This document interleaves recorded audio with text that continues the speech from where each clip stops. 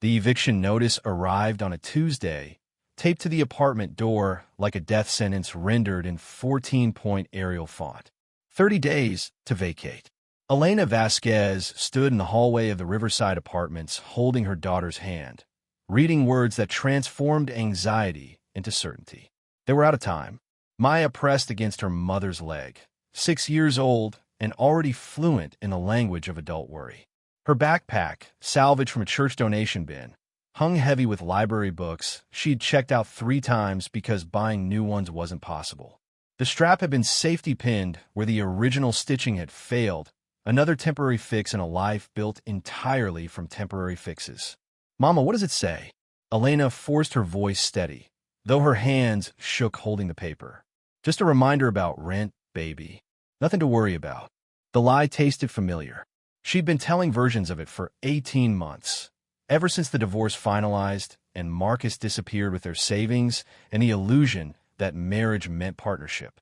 Ever since the medical billing company where she'd worked as a coding specialist had outsourced her entire department to contractors in the Philippines. Ever since the unemployment checks had stopped coming and the credit cards had maxed out and the world had contracted to the question of how to feed a 6-year-old on $87 until the first of next month. Inside the apartment, 3 rooms that felt smaller each day despite containing less with every passing week. The furniture had been sold piece by piece. First the couch, then the dining table, then the chairs, then Maya's bed frame, leaving only the mattress on the floor and stuffed animals arranged around it like guards protecting something precious. The kitchen held dishes from Goodwill and food from the pantry at St. Michael's where volunteers smiled with practiced sympathy while loading bags with dented cans and day-old bread. Elena spread the bills across the counter with the methodical precision of someone performing surgery they knew would fail. Rent, 3 months overdue, for $1,200. Credit cards, minimum payments alone, $860 monthly. Medical bills from Maya's emergency room visit last winter when fever had spiked to 104, $3,700. Utilities, car insurance, phone service, all carrying final notice warnings that meant disconnection was measured in days, not weeks. Total debt, $42,000. Current bank balance, $87.33. Monthly income from the part-time cashier job at Savamart, $940 that disappeared before it could be counted. The mathematics allowed no hope. The eviction would proceed. They would lose the apartment.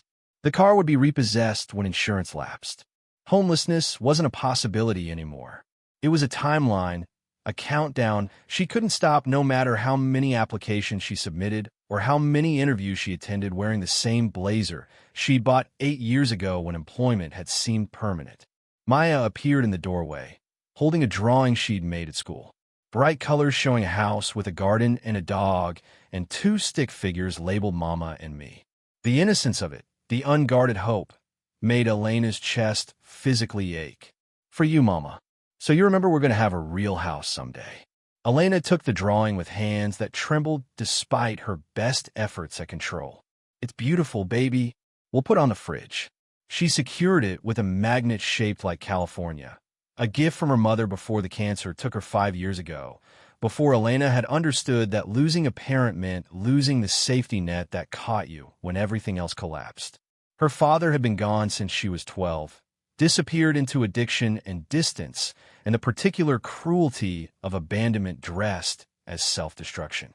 The letter arrived the next morning, wedged between a credit card offer and a flyer for pizza delivery Elena couldn't afford. The envelope looked official, law firm letterhead embossed with gold that caught morning light filtering through blinds that hung crooked because one mounting bracket had broken and replacement seemed impossibly expensive. Ramirez and Chun, attorneys at law, Monterey, California. Inside, language that required 3 readings before meaning penetrated through exhaustion and disbelief. During the digitization of historical commercial property records from Monterey County, an unclaimed deed was discovered. The document concerns an industrial structure built in 1893 and registered under the name Isabel Ruiz, deceased in 1968. According to current inheritance law and genealogical verification, you are the sole surviving descendant. Please contact our office to discuss the property and arrange transfer of ownership.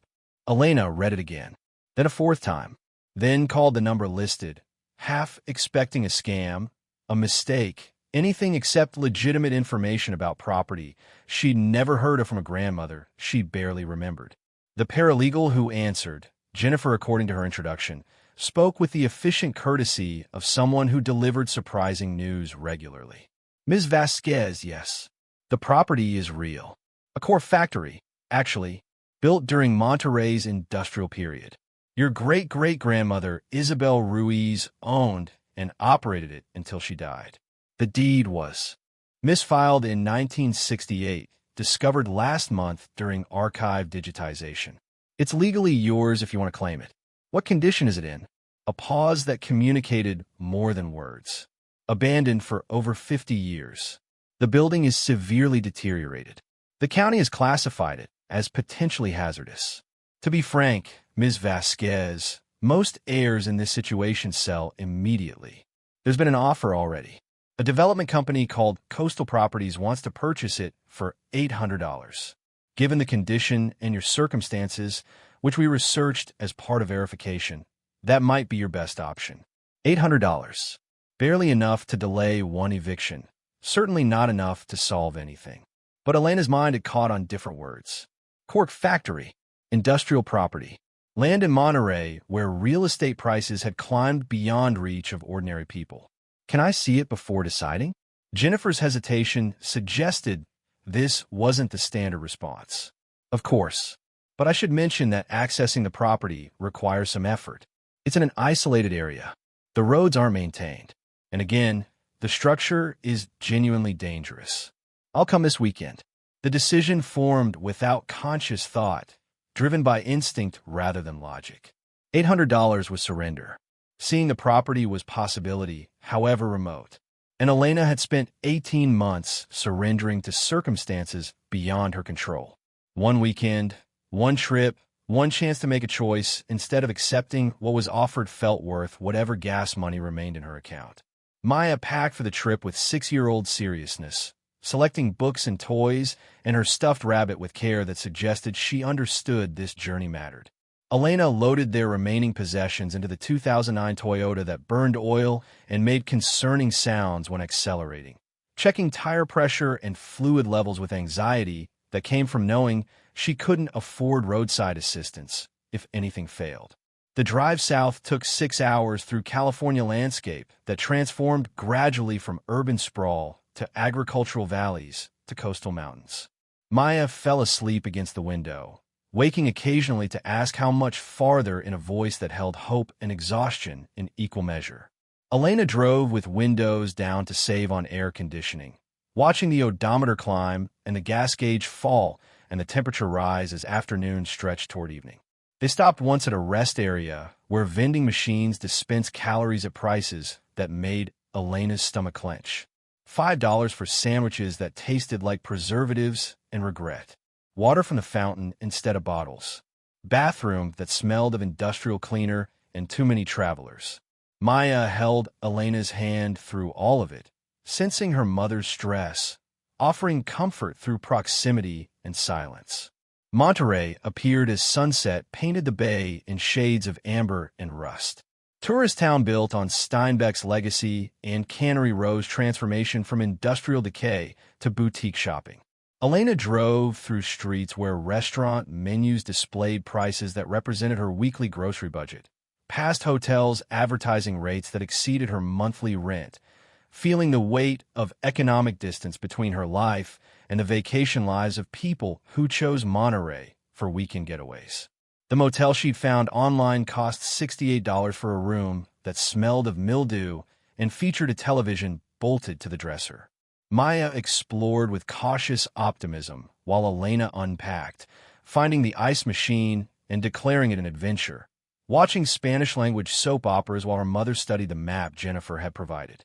The property sat 15 miles inland from Monterey proper, in a valley that had once supported Cork oak groves and the factory that processed their bark. The map showed unmarked roads and terrain that made Elena grateful she'd filled the gas tank despite the cost. They would go in the morning, assess the property, make a decision before the weekend ended and reality resumed. That night, Maya slept easily in a motel bed while Elena sat at the small table reviewing information she'd researched at the library. Cork manufacturing had peaked in California during the late 1800s, driven by wine industry demand and Cork's superior properties as a sealant. Isabel Ruiz had been an anomaly, a woman operating industrial property during an era when women's business ownership faced legal and social barriers that made success nearly impossible.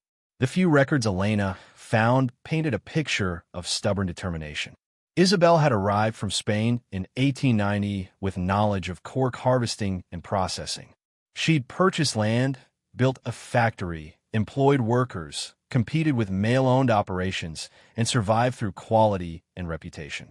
The factory had operated continuously until Isabel's death in 1968, then closed immediately. The property abandoned when no clear heir emerged, and the cork industry itself was collapsing under competition from synthetic materials and imported products.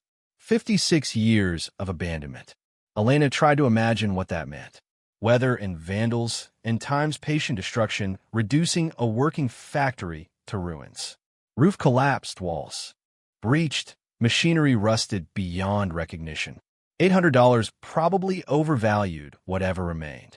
But sleep wouldn't come despite exhaustion that made her bones ache.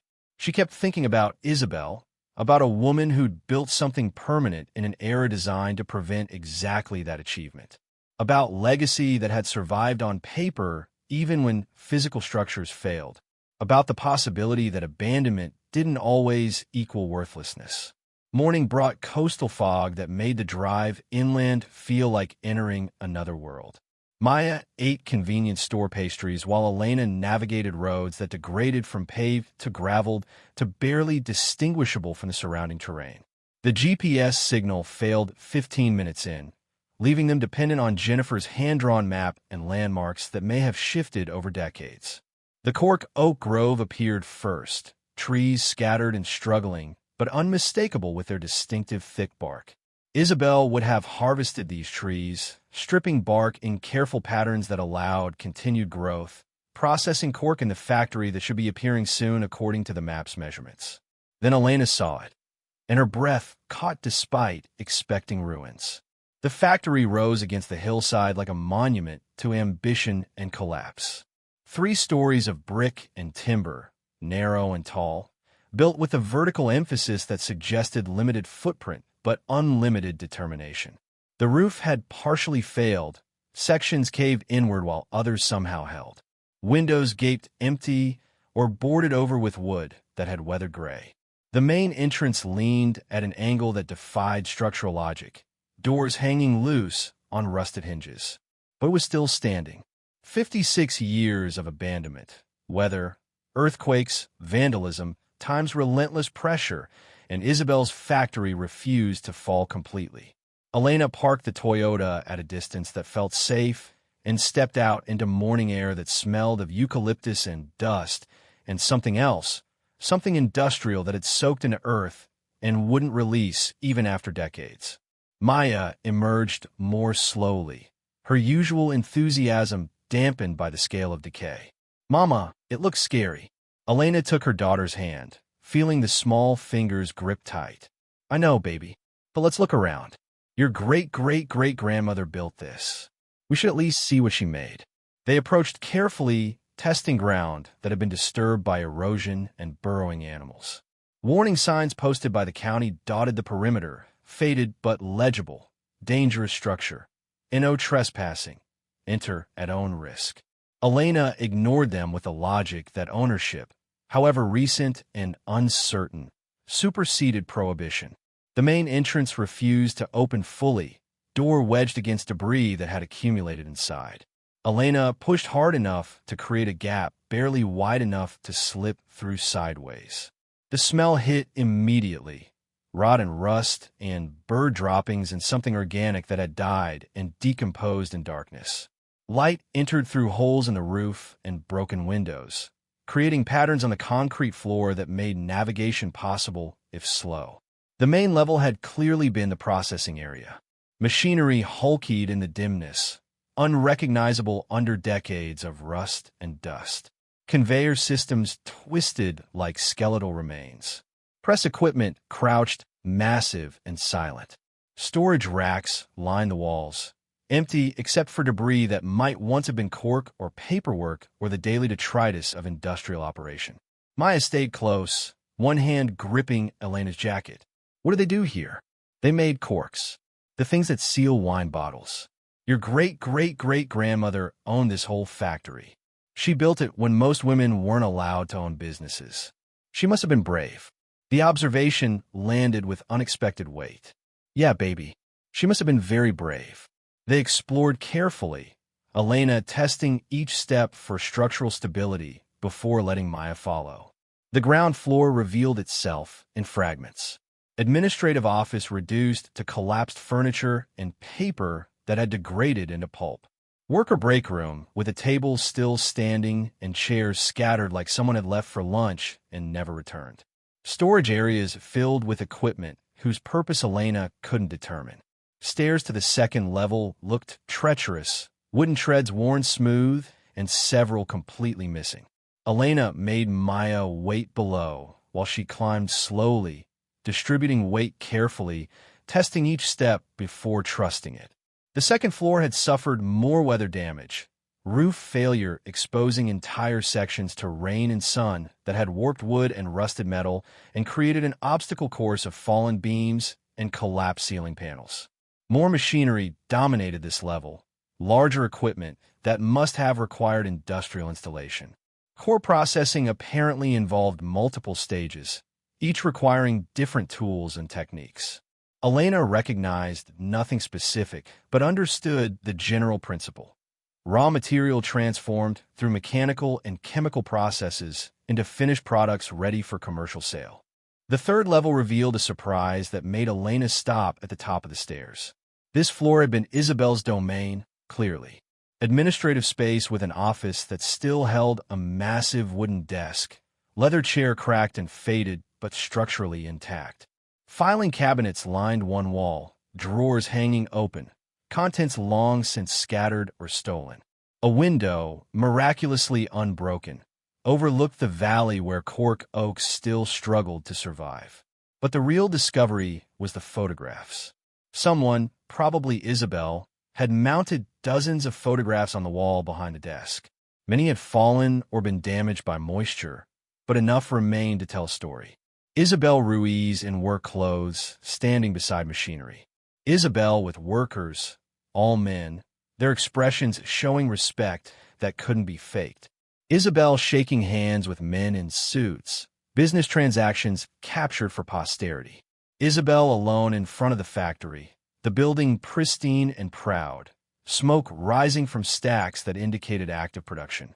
Maya had followed her mother up despite instructions to wait. She stood now studying the photographs with intensity that suggested she understood their significance. She looks like you, Mama. Elena examined the clearest photograph closely. Isabel had been tall for her era, standing straight with shoulders back and chin raised. Dark hair pulled into a practical bun.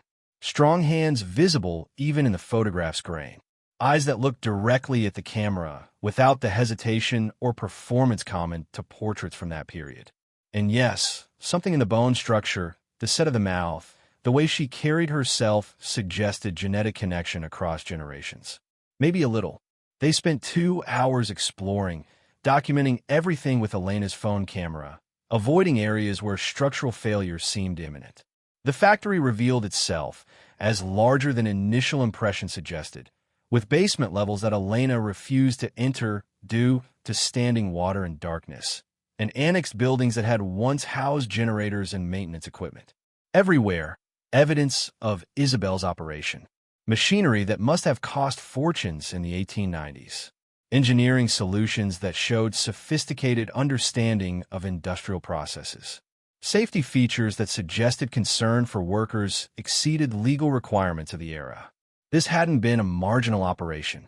This had been serious business, professionally executed, built to last, which made its abandonment even more tragic. Isabel had died without clear air, and the Cork industry's decline had meant no one saw value in maintaining what she'd built. 56 years of slow collapse, nature reclaiming what human effort had temporarily denied her. They emerged into afternoon sunlight that felt harsh after interior dimness. Elena sat on a relatively stable section of exterior wall, Maya beside her, both processing what they'd seen. The offer from Coastal Properties felt insulting now. $800 for land that had supported industrial operation, for a building that still stood despite everything working against it, for legacy that deserved acknowledgement rather than erasure. Even as ruins, Isabel's factory represented achievement that mattered. But the county was right about danger. The structure needed major stabilization work just to prevent further collapse. Full renovation would cost hundreds of thousands, probably millions. Money Elena didn't have and couldn't acquire.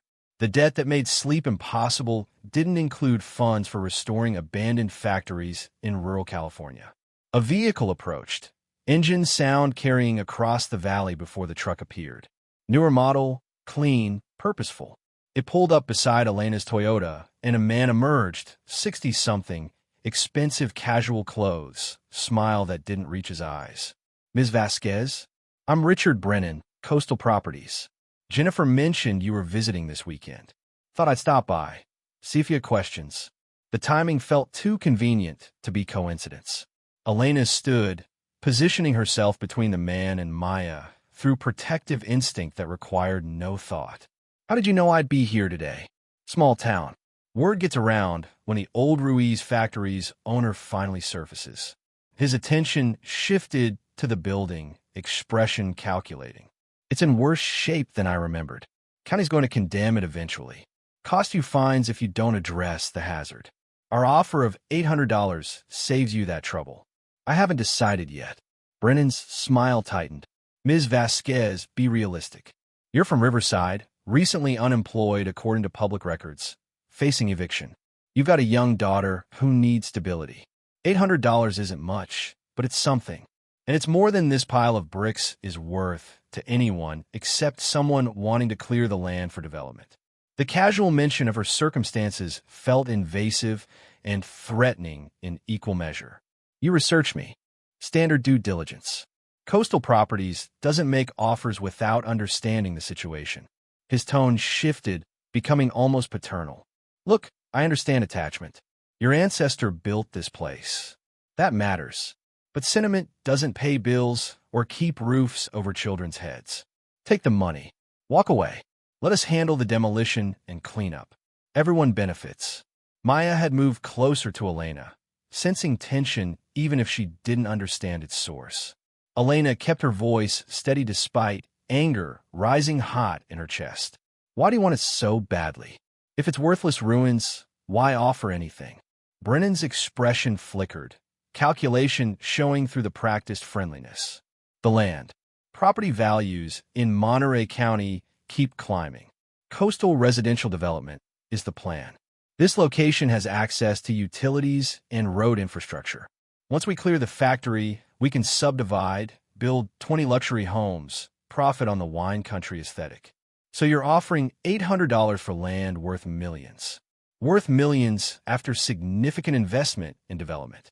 Right now it's worth $800 to you and significantly more to us because we have capital to realize potential. That's how business works, Ms. Vasquez. Different parties value things differently based on their resources." The honesty was almost refreshing in its cynicism. Elena looked at the factory, at Isabel's achievement slowly surrendering to entropy, at 56 years of abandonment approaching permanent erasure. $800 wouldn't solve her problems. It would delay eviction by a few weeks while debt continued accumulating. Walking away meant accepting that Isabel's legacy mattered less than immediate survival. But staying meant fighting battles she wasn't equipped to win. Brennan seemed to sense her hesitation. He produced a document from his truck, pre-printed and ready for signature. "This is straightforward. You sign, we transfer funds immediately, we handle all county requirements regarding the property. Clean, simple, everyone moves forward." Elena took the document, scanning language that confirmed what he'd said.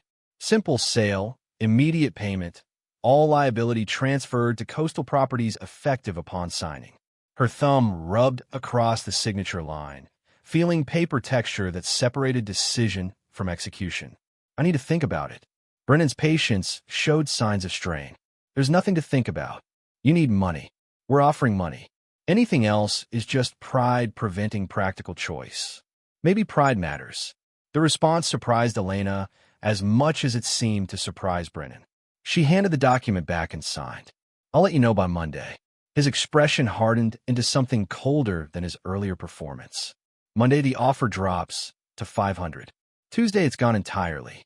Don't let attachment to ruins cost you what little value this property has. He left without waiting for response, truck kicking up dust that hung in still air like a question mark. Maya watched him go with visible relief. I didn't like that man, Mama. Neither did I, baby. Neither did I. They spent another hour at the factory, Elena photographing everything, creating documentation she didn't yet know she'd need. The sun moved toward western horizon, temperature dropping as coastal fog began creeping inland. They would need to drive back to Monterey before darkness made the unmaintained roads dangerous. But Elena couldn't stop thinking about Brennan's words. Pride preventing practical choice. Was that accurate? Was her reluctance to sell purely emotional attachment to an ancestor she'd never known? Or was it instinct recognizing that $800, now threatened to drop to $500, represented manipulation rather than fair value? Maya found something while Elena was lost in thought. A metal box half buried in debris near the factory's foundation. She pulled it free with effort, rust staining her hands, excitement overcoming the caution that had marked most of their exploration. Mama, look, it has letters on it. The box was old, heavy steel construction, about the size of a shoebox. Letters embossed on the lid read IR, Isabel Ruiz. A lock secured it, rusted but intact. Elena shook it gently, hearing something shift inside. Paper maybe, or small metal objects, or nothing that mattered. Can we open it? Not here. We don't have tools. But we'll take it back to the motel and see what we can do. Maya carried the box to the car with proprietary pride, treasure discovered through her own effort and observation. Elena took one last look at the factory as they prepared to leave. The structure caught late afternoon light, brick walls glowing amber, shadows deep and mysterious in the gaps where roof had failed and time had breached defenses. Isabel Ruiz had built this, had owned and operated industrial property when systems and society worked against exactly that achievement, had created something that lasted decades beyond her own life. And now her great-great-great-granddaughter stood at a crossroads. Accept $800 in permanent erasure, or fight for something she barely understood but felt mattered beyond immediate practicality. The drive back to Monterey passed in silence. Maya dozed with the metal box on her lap, Elena's mind churning through calculations that never quite balanced. The motel room felt smaller upon return, generic and temporary, reminder that their current existence was itself borrowed time approaching expiration. She worked on the lock with tools borrowed from the motel's front desk, pliers, a screwdriver, hammer for when patience failed. The rust fought her, corroded metal refusing to yield until violence seemed the only option. Maya watched with 6-year-old intensity, sensing this moment mattered even if the significance escaped her. When the lock finally gave way with a crack that felt too loud for the small room, Elena paused before opening the box. Whatever waited inside had been sealed for decades, preserved against time and discovery. Isabel must have hidden this, must have chosen these specific items to protect when everything else faced abandonment or theft. Inside, photographs first, dozens of them showing the factory's evolution from construction to full operation. Isabel young and fierce, supervising work crews. The building rising floor by floor. Machinery being installed. Workers posing with pride that suggested good employment under good management. Core products ready for shipment, stamped with the Ruiz factory mark that promised quality. Beneath the photographs, documents. Deeds, and contracts and business correspondence that documented the factory's operations. Supply agreements with Cork oak growers. Purchase orders from California wineries. Quality certifications from industry organizations. Financial records showing profits and expenses. Wages paid to workers. Taxes paid to government. Isabel had operated legally, professionally, building wealth through legitimate business practice. And at the bottom of the box, wrapped in oilcloth that had protected it from moisture, a leather journal, handwritten in Spanish that Elena could partially read thanks to her grandmother's insistence. She learned the language despite her father's preference for English-only assimilation. Maya had fallen asleep on the bed, exhausted by exploration and discovery. Elena sat at the small table reading by lamplight, translating slowly, Isabel's voice emerging across 130 years through words preserved by chance and determination. The entries began in 1891, just after construction started. Isabel wrote with educated precision about challenges and victories. Securing financing from Spanish investors willing to back her when American banks refused women borrowers. Hiring workers who looked past gender to recognize competence. Installing machinery purchased from manufacturers in Spain and Portugal. Training employees in techniques she'd learned from her family's cork business in Catalonia. The operation had succeeded beyond her projections. Within 5 years, Ruiz factory was supplying cork to wineries across California. Isabel expanded, adding equipment, hiring more workers, investing profits back into the business. She wrote about community she created, workers who stayed for decades, families who built lives around stable employment at a factory that paid fair wages and maintained safe conditions. But the later entries from the 1960s showed Isabel's awareness that the industry was changing. Synthetic corks and screw caps threatened traditional corks' dominance. Wine industry consolidation meant larger orders going to bigger suppliers. Isabel's small operation couldn't compete on price, only quality. And quality mattered less when consumers couldn't distinguish differences. The final entry, dated weeks before her death, addressed this reality directly. The words made Elena's hands shake as she translated them aloud softly so as not to wake Maya. I have no children, no husband, no clear air. The factory has been my life, my achievement, my rebellion against a world that told women they couldn't own and operate business. I am proud of what I built, but I'm also realistic. The industry is dying. Cork manufacturing in California won't survive another decade. Someone will inherit this property after I'm gone. I don't know who. Maybe no one. Maybe the buildings will stand empty until they fall. But I want whoever finds this to know, I built something that mattered. I employed good men at good wages. I produced quality products that served their purpose well. I proved that women could compete and succeed in industrial business. That achievement can't be demolished or abandoned or erased by time. It exists in the fact that I did it. That has to be enough. Elena closed the journal, vision blurred by tears she hadn't felt coming. Isabel had known, had understood that her factory wouldn't survive her, that cork manufacturing's decline was inevitable, that physical structures were temporary regardless of how well built. But she'd also understood that achievement transcended physical permanence, that proving something possible mattered, even when success couldn't be sustained indefinitely. The parallelization between Isabel's situation and Elena's own pressed against her chest with physical weight. Two women separated by 130 years, both facing systems that limited options and demanded surrender. Isabel had chosen to build anyway, to fight despite knowing victory would be temporary.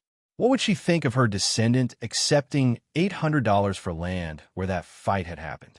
Elena's phone buzzed with a text from her landlord. Final notice before formal eviction proceedings. 23 days remaining. After that, sheriff would enforce removal. She and Maya would be homeless unless miracle intervened. $800 could delay that timeline. $500 if she waited until Tuesday. $0 if she waited longer and Brennan withdrew the offer entirely. The practical choice was obvious. Take the money, accept temporary relief, worry about next crisis when it arrived. But the journal made that choice feel like betrayal. Isabel had fought when fighting seemed impossible. She'd built when building was forbidden. She'd succeeded when success required breaking rules designed to prevent exactly her achievement. And now Elena had the power to ensure that accomplishment vanished completely, demolished to make room for luxury homes, erased except for documents in a metal box that would eventually be discarded or forgotten. Maya stirred in her sleep, rolling over, clutching her stuffed rabbit. 6 years old, and already she'd learned that home meant temporary, that security was illusion, that her mother's promises about better future were hopes rather than certainties. What lesson would she learn from watching Elena sell Isabel's legacy for $800? That practicality trumped principle? That survival justified any compromise? That fighting was foolish when the odds guaranteed defeat? Or would she learn the opposite lesson if Elena chose differently? That some things mattered more than immediate relief? That legacy deserved protection, even when protection was costly? That refusing $800 could somehow, impossibly, lead to something better? The decision formed slowly through the night while Maya slept and Elena sat at the small table rereading Isabel's journal, studying photographs, examining documents that proved achievement everyone had said was impossible. By the time dawn broke through the motel room's thin curtains, certainty had replaced doubt. The clarity that came from understanding that some choices defined you regardless of their practical consequences. She would refuse Brennan's offer, would refuse $800, $500, any amount that meant accepting Isabel's erasure. Instead, she would claim the property, would own the ruins completely, would figure out what came next without surrendering what came before. The decision felt simultaneously liberating and terrifying, like stepping off solid ground and trusting that falling might somehow transform into flight. Elena called Jennifer from the motel parking lot Monday morning, Maya eating convenience store donuts in the passenger seat, fog rolling in from the bay thick enough to make distant buildings disappear. "I'm keeping the property. Whatever paperwork needs filing, let's do it." Jennifer's pause communicated surprise. "Ms. Vasquez, I should remind you that ownership means responsibility. County fines for hazardous structures, property taxes, liability if someone gets hurt on your land. We're talking thousands in annual costs before you even consider repairs." "I understand. I still want it." The administrative process Jennifer outlined required signatures, notarizations, filing fees that would consume $60 Elena couldn't spare but would spend anyway. They agreed to meet that afternoon at the law office. Elena would become official owner of ruins she couldn't afford to repair and didn't know how to restore. Brennan called 10 minutes later, his voice carrying edges that hadn't been present during their face-to-face conversation. "You're making a mistake, Ms. Vasquez. That factory is worthless to you. Coastal Properties is prepared to go as low as $300 final offer, but that's charity more than business. Not interested at any price." Silence stretched long enough that Elena checked her phone to see if the call had dropped. Then Brennan's response came cold and calculated. "You'll regret this. County will condemn the structure. You'll face fines you can't pay. And when you're desperate enough, we'll still be here.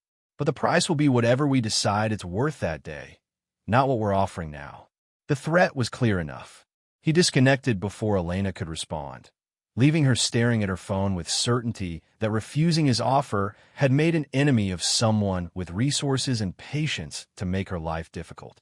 Maya had been listening with the focused attention children develop when adult conversations involve threat. "Is that man going to hurt us?" "No, baby. He's just angry because I won't do what he wants." The confidence in her voice exceeded the certainty she felt. Brennan represented the system. Money, connections, authority that could weaponize regulations and bureaucracy against people who lacked means to fight back. Isabel's journal had documented similar pressures during the factory's operation. Competitors trying to undermine her, officials demanding bribes she refused to pay, suppliers who wouldn't deal with women business owners. Isabel had survived by being better, more careful, more determined than those working against her. Elena would need to channel that same stubborn refusal to yield. The law office consumed 2 hours of paperwork and explanations. Jennifer walked Elena through ownership transfer, property tax obligations, county requirements regarding hazardous structures. The costs accumulated faster than Elena could track. $418 in immediate fees.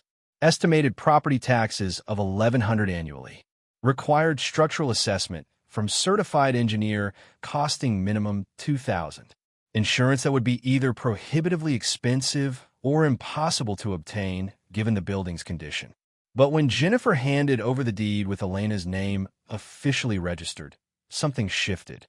The paper transformed abstract inheritance into concrete ownership. Elena Vasquez now possessed property, land, structure. It was ruined and dangerous and probably worthless, but it was hers. Isabel's legacy hadn't been erased. It had been passed forward. Maya took the deed with reverence, studying the official seals and signatures. This means we own the factory? Like it's really ours? Really ours, baby. Can we live there? The question landed with weight Elena hadn't anticipated. The factory was uninhabitable.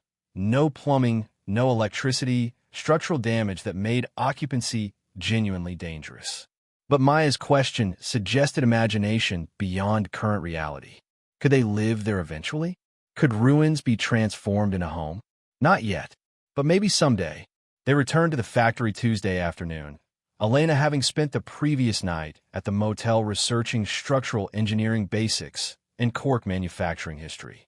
She learned that Cork factories required specific equipment, stripping tools to remove bark from trees, boiling tanks to soften material, pressing chambers to compress cork into usable blocks, cutting and finishing equipment to create final products. Most of that equipment would be on the factory's ground floor where processing happened. But Isabel's journal had mentioned basement levels that Elena hadn't fully explored during their initial visit. Storage areas, she'd written. Temperature-controlled spaces for aging cork and storing finished inventory. The factory looked different now that Elena owned it. Still dangerous, still collapsing, but somehow more purposeful. This wasn't abandoned ruins belonging to no one. This was her property, her responsibility, her problem to solve, or her legacy to fail. She bought basic safety equipment at a hardware store. Flashlights, work gloves, dust masks, first aid kit. The expenditure had consumed another $63 she couldn't afford but needed to spend. Maya wore a child-size hard hat that made her look simultaneously adorable and serious, like a tiny construction worker on the world's most challenging job site. They entered through the main doors that Elena had wedged fully open to improve ventilation and light. The ground floor revealed more details and better illumination. Manufacturing stamps on machinery, showing Spanish and Portuguese origins, quality marks that indicated certified equipment, installation dates that tracked the factory's expansion through the 1890s and early 1900s. Elena found the stairs to the basement near the rear of the building, a stone staircase descending into darkness that her flashlight barely penetrated. Water had accumulated at the bottom, several inches deep, surface reflecting light in patterns that suggested movement, though nothing visible stirred. The smell from below was worse than the main floor. Stagnant water, rot, mildew, things organic that had died in darkness and decomposed slowly. Maya stayed on the main floor, as instructed, while Elena descended carefully, testing each step for stability before trusting it with full weight. The water at the bottom was cold enough to penetrate her boots within seconds, soaking through socks and numbing her feet. She pushed forward anyway, flashlight revealing the basement's layout. 3 large chambers connected by stone archways. The first held machinery fragments, metal corroded beyond recognition, purpose lost to time and decay. The second was completely flooded, water too deep to cross safely. But the third, furthest from the stairs, showed something that made Elena's pulse quicken.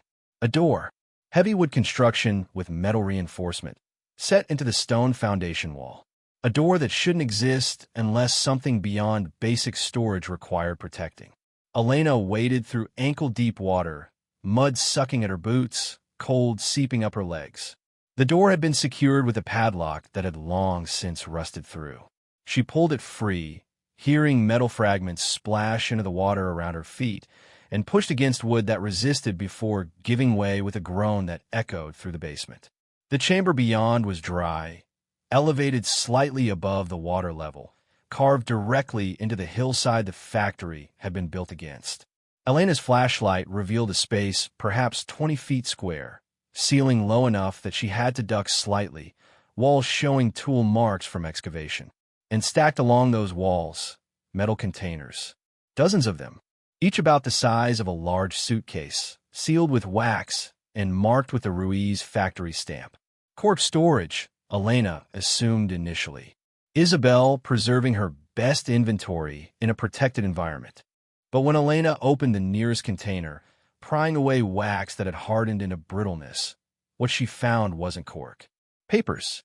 Documents wrapped in oilcloth and sealed against moisture.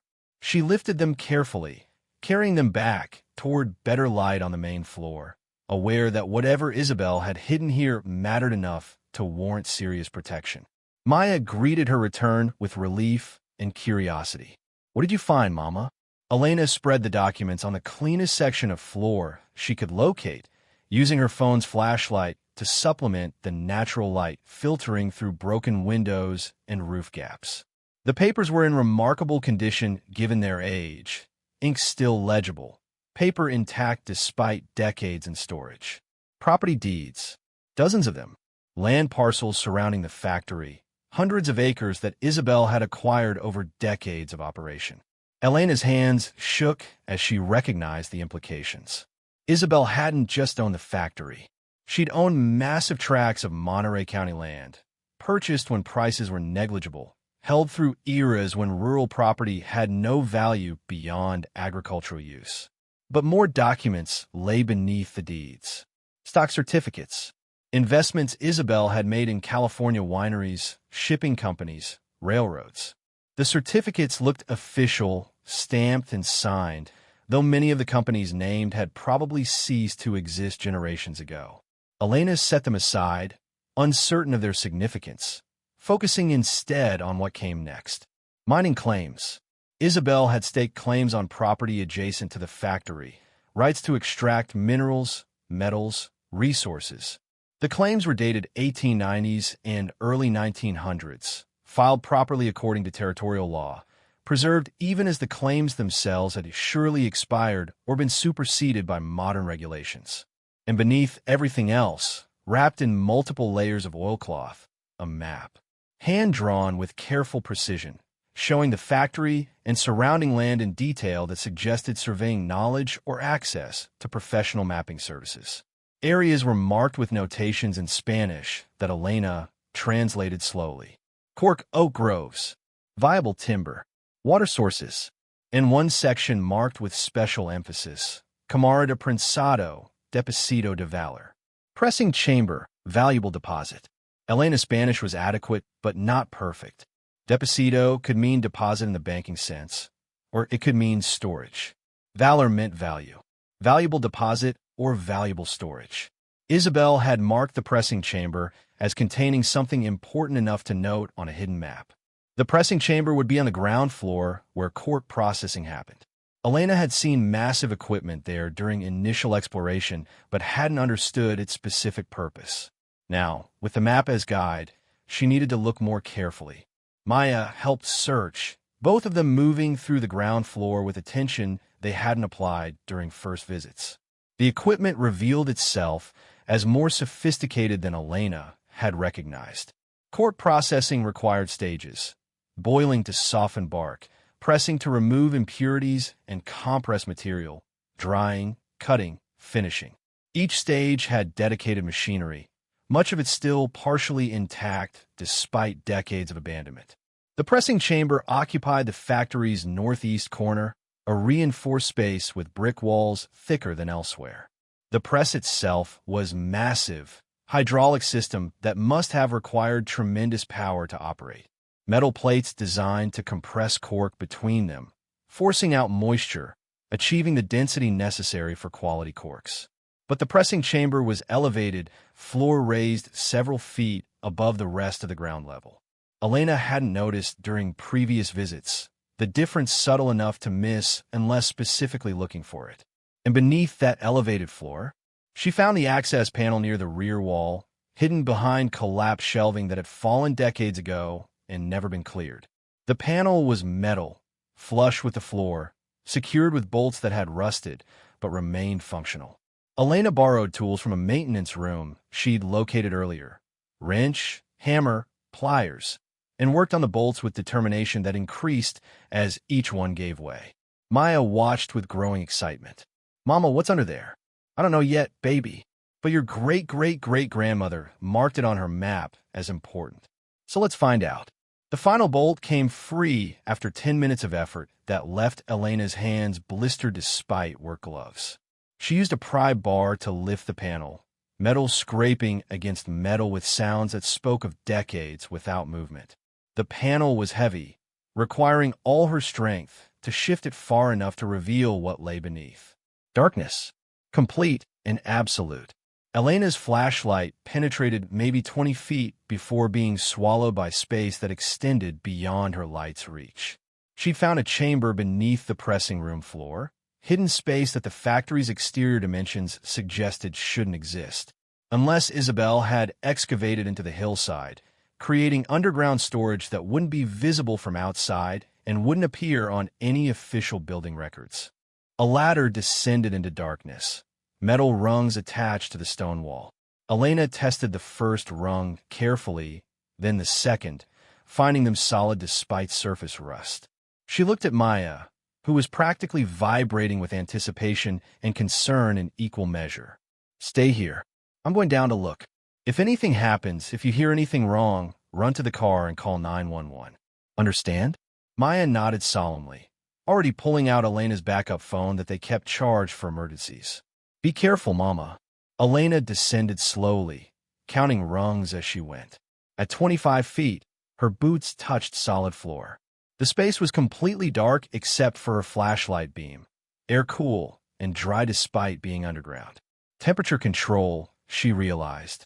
Isabel had built this chamber deep enough that seasonal variations wouldn't penetrate. The chamber stretched farther than her light revealed initially. Elena moved forward cautiously, sweeping the flashlight in arcs that gradually illuminated a space roughly 40 feet square. The walls were lined with shelving, and on those shelves, her breath caught, flashlight beam steady on contents that made no sense until understanding clicked into place with almost physical force. Metal cases, hundreds of them, stacked floor to ceiling along every wall.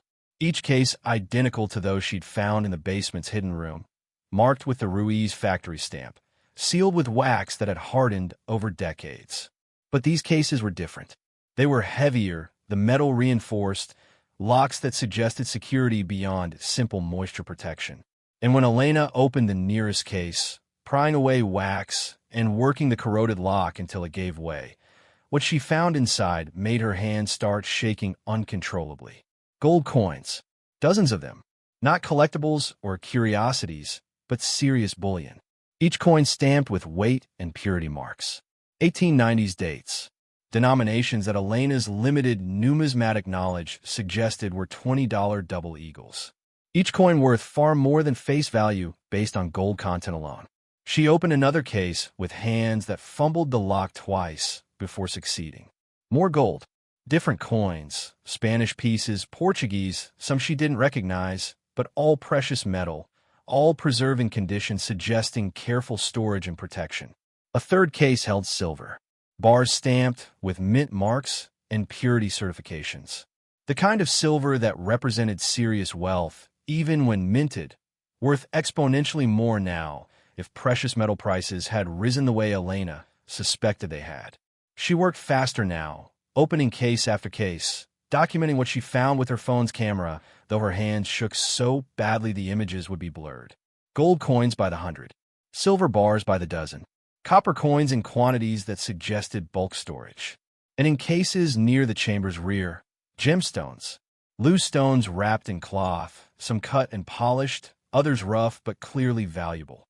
Rubies, emeralds, sapphires, What might be diamonds, though Elena couldn't be certain in flashlight illumination. The chamber held a fortune. Not metaphorically, literally. Tens of millions in precious metals and gems, hidden beneath a pressing chamber floor, preserved for over 50 years while the factory above slowly collapsed. Elena's legs gave out. She sat heavily on the stone floor, flashlight beam pointing at the ceiling, mind refusing to process the scale of discovery. Isabel had accumulated this wealth through the factory's operations and hidden it here before her death. Kept it secret when revealing it might have attracted theft or taxation or unwanted attention. Preserved it against the day when someone, family, heir, anyone, might discover what she'd built and use it properly. Maya's voice filtered down from above, worried. "Mama, are you okay? Did you fall?" Elena's own voice came out steadier than she expected. "I'm fine, baby. I'm coming up. Everything's fine." But everything wasn't fine. Everything had changed completely. She climbed the ladder with shaking legs, emerged into the pressing chamber's dim light, found Maya waiting with visible relief. "What did you find?" The question deserved honesty, but Elena's mind was still catching up to reality. She pulled Maya into a hug that had less to do with reassurance and more with needing physical grounding in a moment when the world had tilted sideways. "Your great-great-great-grandmother left us something, baby. Something important. Something that means we're going to be okay." They sat together on the factory floor, while Elena's pulse slowly returned to normal and her thoughts organized themselves into something approaching coherent planning. The pressing chamber held fortune beyond any reasonable expectation. But that fortune was hidden, undocumented, unknown to authorities or officials or anyone else. Revealing it would trigger questions. Where did it come from? Did Elena have legal right to it? What taxes were owed? Could the county or state claim it as abandoned property? Isabel had hidden this wealth for reasons. Maybe to avoid taxation during her lifetime. Maybe to preserve it for heirs she hoped would eventually surface. Maybe because revealing it would have attracted exactly the kind of attention that made preservation impossible. Those reasons remain valid. Elena couldn't simply announce her discovery without considering consequences. But she also couldn't leave the fortune where it was indefinitely. The factory was dangerous, scheduled for condemnation, vulnerable to weather and structural collapse that might bury the chamber completely. She needed to move the wealth somewhere safe while figuring out how to claim it legally and use it properly. That meant time. Weeks minimum, possibly months. And it meant keeping the discovery secret from people like Brennan, who would absolutely use the information against her. Elena's phone rang while she was photographing the pressing chamber panel, documenting its location and the access method. Unknown number, local area code. She answered with caution, learned from months of debt collectors. "Ms. Vasquez? This is David Chun, Monterey County Building Inspector. I'm calling about your property at the Old Ruiz factory site. We've received complaints about the structure's condition. I need to schedule an inspection this week." The timing felt too coincidental to be organic. Brennan had made good on his threat, weaponizing the county against her. What kind of complaints? Safety hazards, potential for collapse, risk to public health. Standard concerns when dealing with long-abandoned industrial structures. The inspection is mandatory. I can come Thursday at 10 or Friday at 2. Which works better? Elena thought fast. She needed time to move the wealth before official attention focused on the factory. An inspector poking around might discover the pressing chamber, might investigate thoroughly enough to find what Isabel had hidden. Friday at 2 works. Chun confirmed the appointment with bureaucratic efficiency, warned that violations would result in fines and possible demolition orders, and disconnected. Elena had 3 days to move a fortune in precious metals and gems without attracting attention, without help, and without resources beyond a deteriorating Toyota and desperate determination. Maya had been listening with expression that suggested she understood more than Elena had explained. Are we in trouble? Not if we're smart and careful. The planning consumed that evening back at the motel, Maya asleep while Elena researched on her phone. Moving precious metals required consideration of weight, security, legal implications. Gold was heavy, A single double eagle weighed roughly 1 ounce, and the chamber held hundreds, possibly thousands. Silver bars were heavier still. Moving everything would require multiple trips, containers that wouldn't attract attention, storage location that offered security. Elena couldn't use banks without documentation and questions she couldn't answer. Couldn't rent commercial storage without leaving paper trails. Couldn't ask for help without revealing the discovery to people who might not have her best interests as priority, which left one option that felt simultaneously obvious and impossible. Move the wealth to their apartment in Riverside. The apartment they would be evicted from in 3 weeks. The apartment that would require a miracle to keep beyond that deadline. But also the only place Elena could control access and maintain secrecy while figuring out next steps. She rented a small cargo trailer Wednesday morning, using the last of her credit card limit to cover costs. The rental company employee looked skeptical at her stated purpose, moving family heirlooms from inherited property, but accepted payment and provided the trailer without excessive questions. The drive back to the factory felt different now. She was transporting her daughter toward fortune that could solve every problem they faced or create new problems worse than poverty. The weight of that uncertainty made the Toyota's steering wheel feel heavier than usual. They worked through Wednesday afternoon and into evening, Elena descending into the chamber repeatedly, bringing up cases that weighed between 30 and 50 pounds each, loading them into the trailer while Maya kept watch from the car. The physical labor was brutal. Her back screamed protest after the first dozen trips, her legs shook after 2 dozen. But she pushed through pain and exhaustion, driven by knowledge that time was limited and discovery would mean loss of everything. By sunset, she'd moved 40 cases, roughly a quarter of what the chamber held. The trailer was full, sitting dangerously low on its suspension. Continuing would risk mechanical failure or attention from anyone who noticed a woman and child loading mysterious cargo from an abandoned factory. Elena covered the cases with a tarp, secured everything with rope, and started the drive back to Riverside. The trip took 8 hours through darkness, the Toyota struggling with trailer weight. On mountain grades, warning lights appearing on the dashboard that Elena chose to ignore because acknowledgement would mean stopping, and stopping might mean failure.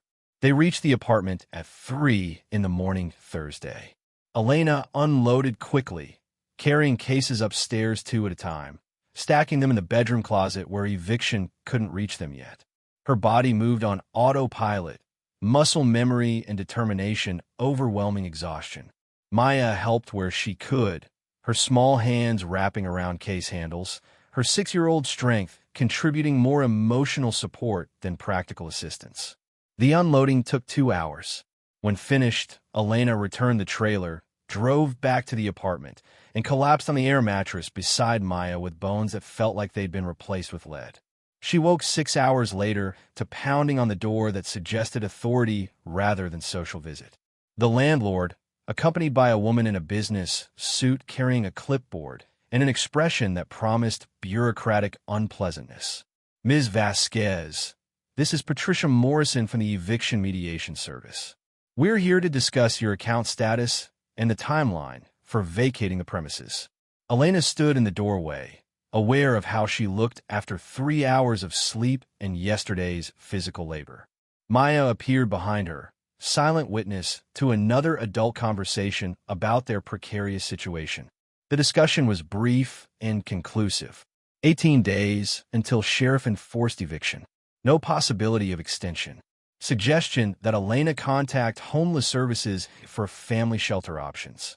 Reminder that abandoned property would be disposed of without compensation. Patricia handed over pamphlets about resources for displaced families and left with the landlord, whose expression suggested he regretted nothing about removing tenants who couldn't pay rent. Maya's voice came small.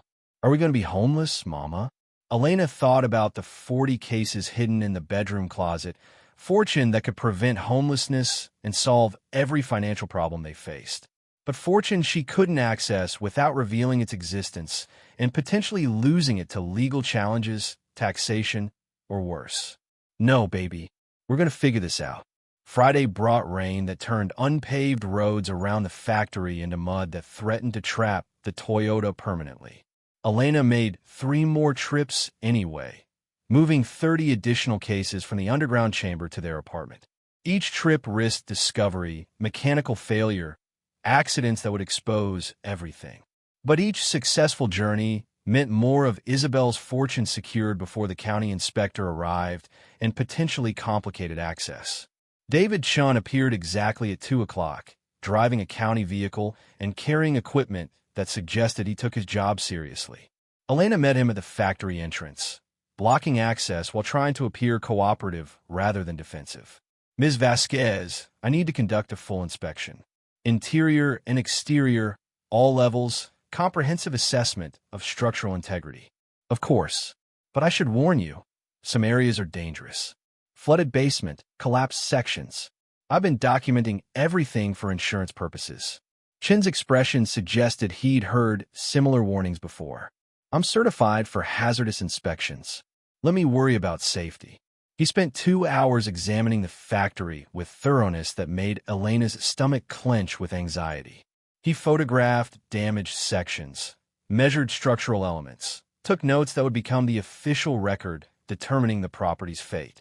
She followed at a distance, keeping Maya in the car, praying he wouldn't notice the pressing chamber panel or investigate too carefully if he did. Chin paused at the pressing chamber, studying the elevated floor with interest that suggested professional curiosity. This section was modified after original construction. Floor raised, reinforcement added. Interesting engineering choice. Court pressing required strong foundations. The pressure involved was tremendous. He tapped the floor with his boot, listening to the sound, nodding as though confirming something. Hollow underneath. Storage space probably. Elena's pulse hammered so hard she worried Chin might hear it. "Probably. I haven't been able to access it. Everything's rusted shut." Chin made notes without investigating further. The lie landed successfully, helped by genuine rust on the panel bolts and the overall deterioration that made unopened spaces entirely plausible.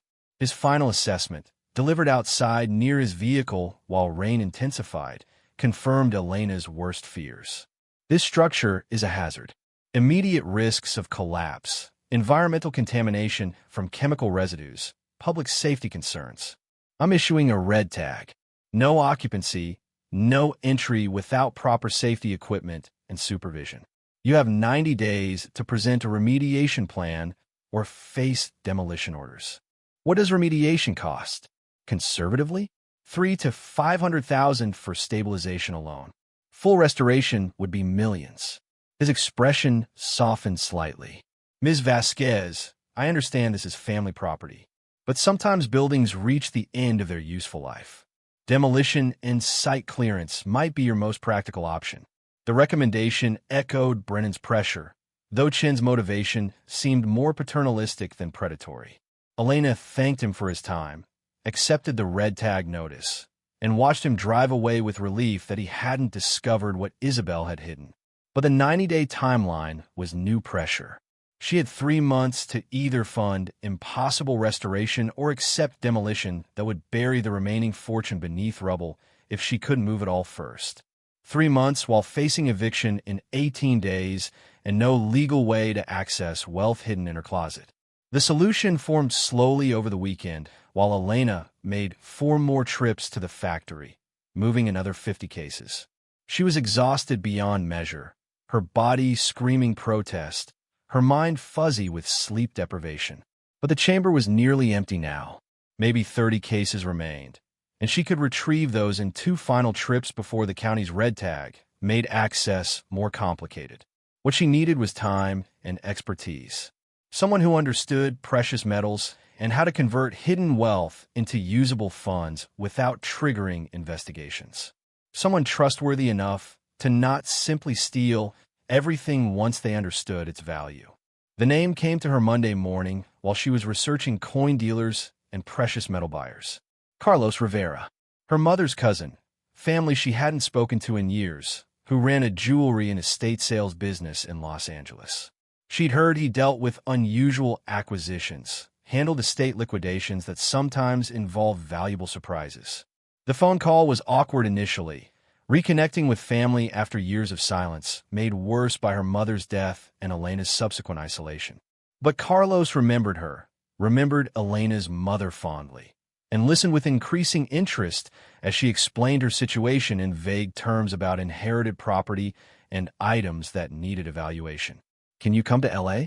Easier to assess in person than through descriptions or photos. I can drive down Wednesday. Bring whatever you want evaluated. I'll give you honest assessment and fair prices if you want to sell. Family rates, not stranger rates. The promise felt genuine enough to risk. Elena selected 3 cases from the closet, the smallest and most manageable, and loaded them into the Toyota for the Wednesday drive south. She left Maya with a neighbor she trusted, a grandmother who asked no questions about the overnight absence and seemed genuinely fond of Maya's company.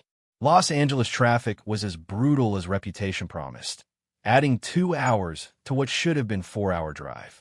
Carlos's business occupied a building in a neighborhood that looked rough but felt safe once inside, security systems visible and active, inventory display behind glass that would take serious effort to breach. Carlos himself was 60-something, wearing jewelry that managed to look expensive and tasteful simultaneously, with her mother's eyes and smile that made Elena's throat tight with unexpected grief. He hugged her with warmth that suggested family mattered more than years of silence. Let's see what you brought.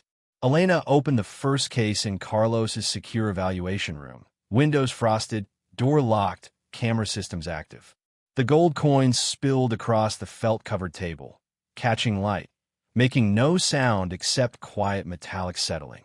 Carlos's expression transformed from professional interest to focused intensity.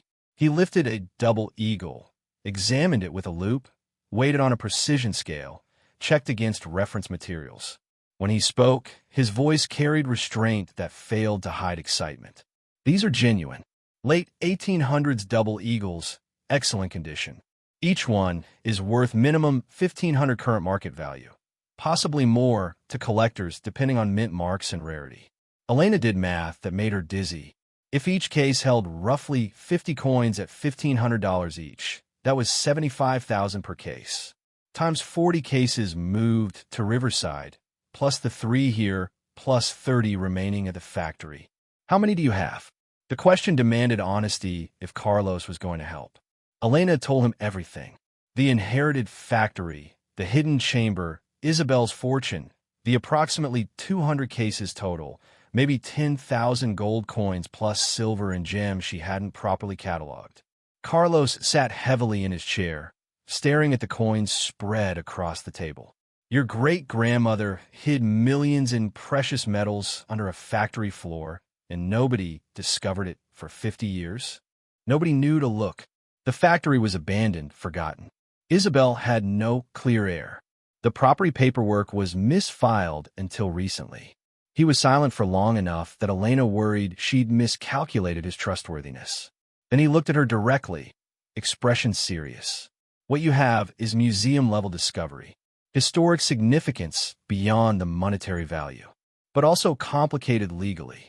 Questions about ownership, taxes, proper documentation. You can't just walk into a bank with this and expect easy conversion to cash. What do I do? Carlos thought carefully before responding. First, secure everything you've moved. Don't tell anyone else about the discovery. Second, let me authenticate and catalog a representative sample. I'll need a week, maybe 2. Third, we establish proper provenance, showing this was legitimately your ancestors' property, inherited legally. Fourth, we find private buyers who pay premium prices for discretion. No public auctions, no government notification until we've secured your position. He named a fee structure that seemed reasonable, 20% commission on sales, plus expenses for authentication and legal documentation. In exchange, he would handle everything: verification, cataloging, buyer identification, legal paperwork that established Elena's rightful ownership. I need money quickly. I'm being evicted in 15 days. Carlos pulled out his checkbook, wrote numbers that made Elena's vision blur. This is advance against future sales. $50,000, which barely touches what you'll eventually receive, but it's what I can justify as business expense without triggering my own problems. The check felt impossibly light for its value. Elena stared at numbers that represented more money than she'd seen in her bank account since before the divorce. Enough to pay back rent, clear the eviction threat, buy time to handle everything properly. Why are you helping me? Because your mother was family. Because you're clearly desperate, and desperate people make mistakes that cost them fortunes. And because I want to see Isabel Ruiz get the recognition she deserves. A woman who built successful business and accumulated wealth when both were essentially illegal for women? That's history worth preserving. Elena left Los Angeles with 3 cases remaining in Carlos's secure storage, $50,000 deposited to her account via wire transfer, and a plan that felt less impossible than everything had seemed a week ago. She drove back to Riverside with hope replacing panic, with solutions emerging from what had been intractable problems. The eviction notice met her at the apartment door Thursday morning, official-looking and final. But Elena paid 3 months back rent in cash at the landlord's office that afternoon, watching his expression cycle from surprise to suspicion to grudging acceptance. The eviction threat evaporated, replaced by tenancy that would last at least through the period where Carlos liquidated enough wealth to establish permanent security. Maya came home from a neighbor's house Friday afternoon, running into Elena's arms with relief and joy that made every exhausted hour of the previous week worthwhile. They had secured their home, bought time, established foundation for converting hidden fortune into usable resources. But Saturday brought new complications. Elena made her final trip to the factory to retrieve the last 30 cases from the underground chamber. She arrived to find fresh tire tracks in the mud, evidence that someone had visited recently and accessed the property despite the county's red tag. The pressing chamber panel had been disturbed, bolts loosened but not removed, as though someone had started investigating, got interrupted, and left planning to return. The underground chamber's entrance was still concealed, but barely. Another hour of effort, and whoever had been here would have discovered what Elena had spent the week protecting. She loaded the final cases with hands that shook from more than physical effort. Someone knew or suspected something. Brennan probably, using his connections to monitor the property, looking for explanation of why Elena refused his offers. Or Chen might have mentioned the hollow floor to someone, gossip spreading through the county office, attracting attention from people who recognized opportunity. Either way, Elena had removed Isabel's fortune just in time. The chamber beneath the pressing floor was empty now except for dust and evidence that something significant had been stored there for decades. Let them find it. Let them investigate and discover nothing. The wealth was secured, in process of being legitimated, and beyond their reach. The drive back to Riverside completed the extraction operation. Elena had successfully moved approximately 200 cases containing fortune that Carlos estimated at $40 to $80 million, depending on authentication results and market conditions. The weight of that accomplishment sat heavy in her chest, equal parts triumph and terror. Maya helped unload the final cases, stacking them with the others in the bedroom closet that now held more wealth than most people would earn in multiple lifetimes. She looked at her mother with expression that suggested understanding beyond her 6 years. "We're going to be okay now, right, Mama?" Elena pulled her daughter close, feeling the solid reality of her, the precious life that had motivated every difficult choice and desperate action. "Yeah, baby, we're going to be okay. Your great-great-great-grandmother made sure of that." Carlos called Tuesday morning with news that transformed preliminary hope into concrete certainty. His voice carried the controlled excitement of someone who'd spent days confirming something extraordinary. "Elena, the authentication is complete on the initial samples. What your great-great-great-grandmother accumulated is museum quality. The gold coins alone, we're looking at 15 to 20 million, depending on rarity premiums. The silver adds another 3 to 5 million. And the gemstones."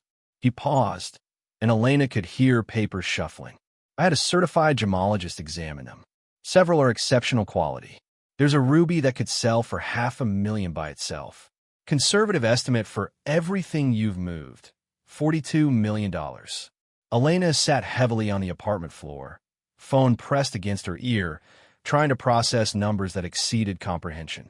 Maya was at school, the apartment quiet except for Carlos's voice delivering information that rewrote their entire future. She couldn't finish the sentence. Her vocabulary had no framework for responding to $42 million. I've already found buyers for the first batch. Private collectors who pay premium for discretion. I could transfer $2 million to your account by Friday, another $3 million within 2 weeks. That gives you immediate liquidity while we properly catalog and document everything else. $2 million. The number felt absurd. 3 weeks ago, she'd had $87 and an eviction notice. Now Carlos was discussing transferring millions like it was routine business. What about taxes? Legal issues? Carlos had clearly anticipated the question. I've consulted with an estate attorney who specializes in found property and inheritance law. The coins and medals are legally yours as inherited property from Isabel Ruiz. We can prove provenance through the factory deed, Isabel's documented ownership, and family genealogy. Sales will be reported as estate liquidation. You'll owe capital gains on the difference between inherited value and sale price, but that's manageable. We're talking 20 to 30% taxation, which still leaves you $30 million plus. The legal framework he outlined had been researched thoroughly. Documentation showing Isabel's legitimate acquisition of the wealth through factory profits.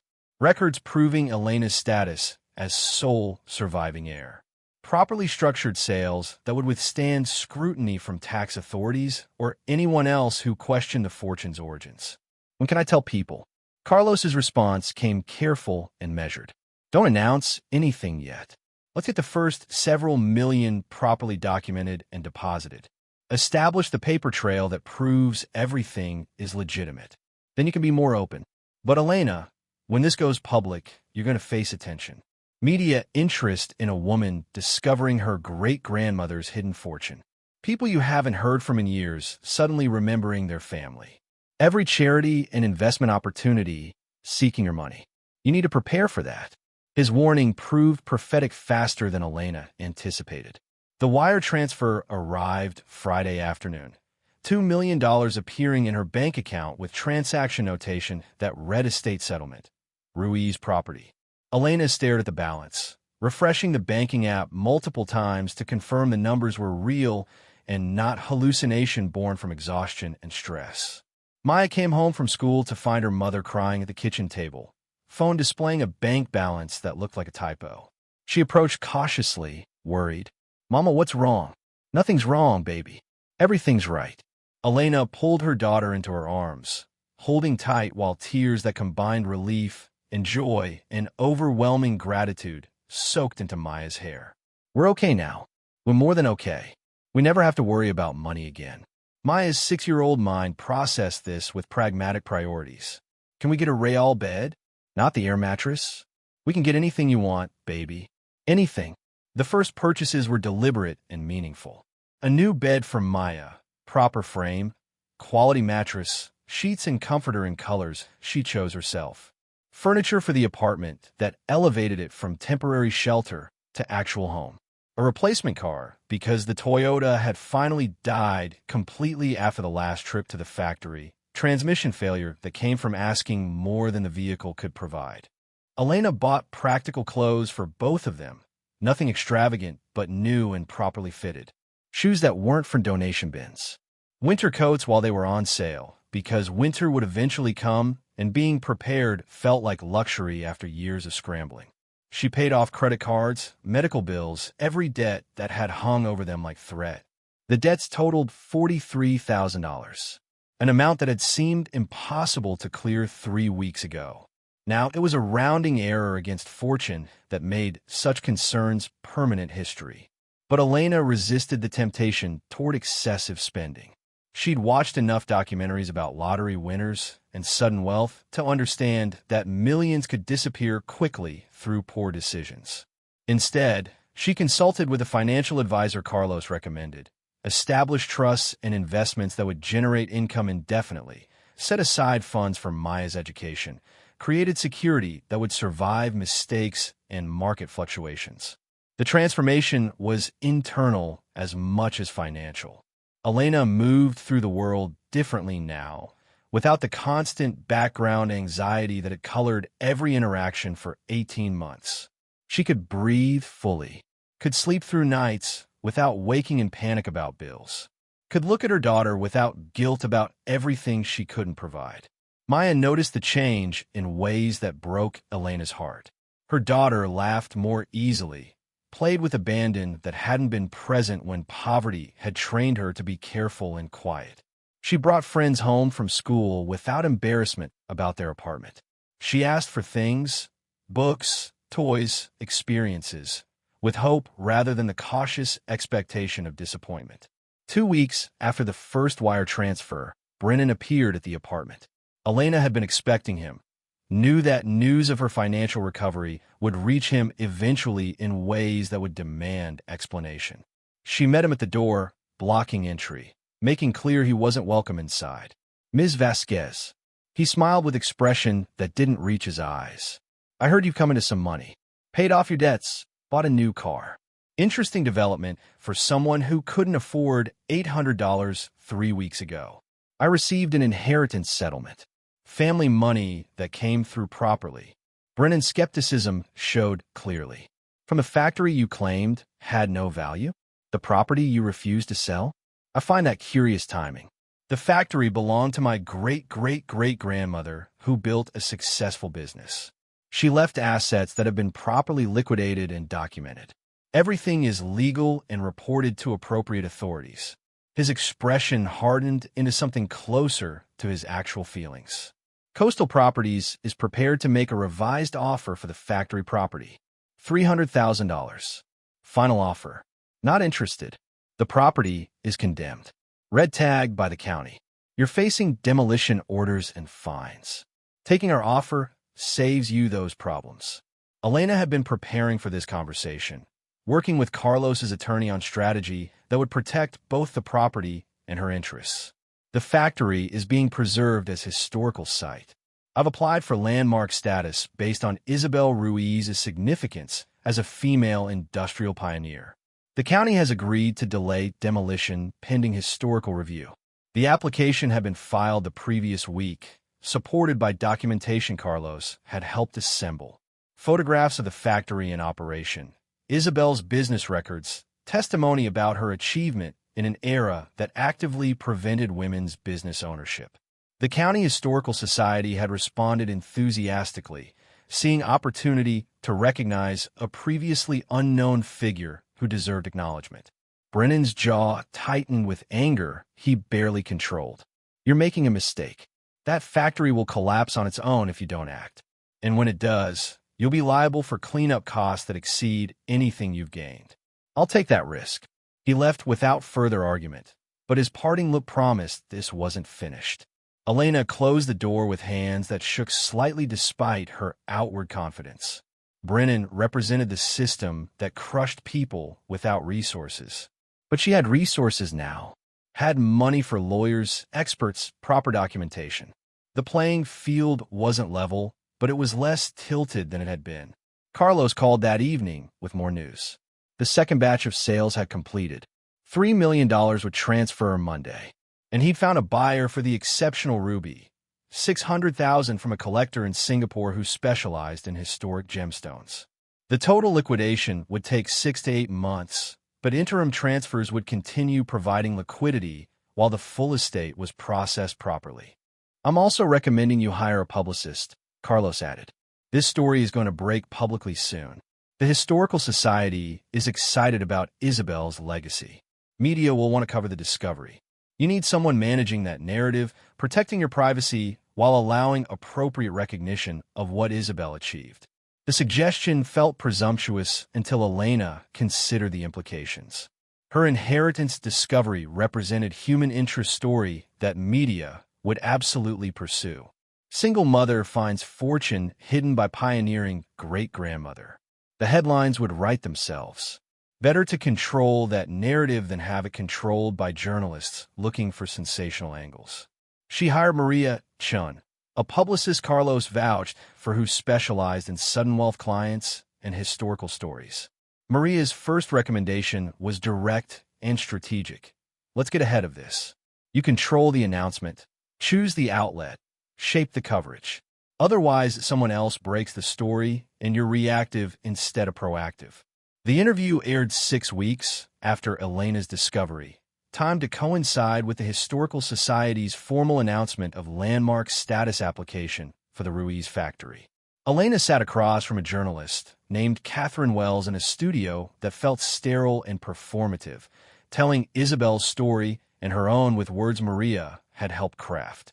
My great-great-great-grandmother, Isabel Ruiz, built a cork factory in Monterey County in the 1890s when women weren't supposed to own businesses or control property. She succeeded anyway. She employed workers fairly, produced quality products, and accumulated wealth through legitimate business practices. When she died without clear heir, that wealth remained hidden in her factory for over 50 years. I discovered it purely by accident while exploring property I'd inherited through genealogical research. Catherine asked the obvious questions. What was it worth? How did Elena feel discovering such fortune? What would she do with the money? Elena answered honestly within the boundaries Maria had established. The estate is valued between $40 and $50 million. Mostly gold and silver coins, some gemstones, all acquired legally and being liquidated properly. I feel overwhelming gratitude to Isabel for her foresight and determination. And I'm using the money to honor her legacy, securing my daughter's future, supporting historical preservation, and helping other single mothers who face the kind of financial desperation I was experiencing 3 months ago. The last part had been Elena's addition to Maria's script. She'd established a foundation, the Isabel Ruiz Legacy Fund, dedicated to supporting single mothers through emergency financial assistance, job training, and childcare resources. The initial funding was $5 million, enough to help hundreds of families while generating ongoing support through investment returns. The interview generated exactly the attention Maria had predicted. Media coverage exploded across local and national outlets. Human interest story with every element designed for viral spread. Pioneering woman, hidden fortune, struggling single mother, discovery that changed everything. Elena's phone filled with interview requests, speaking invitations, charity solicitations, messages from people claiming distant family connections.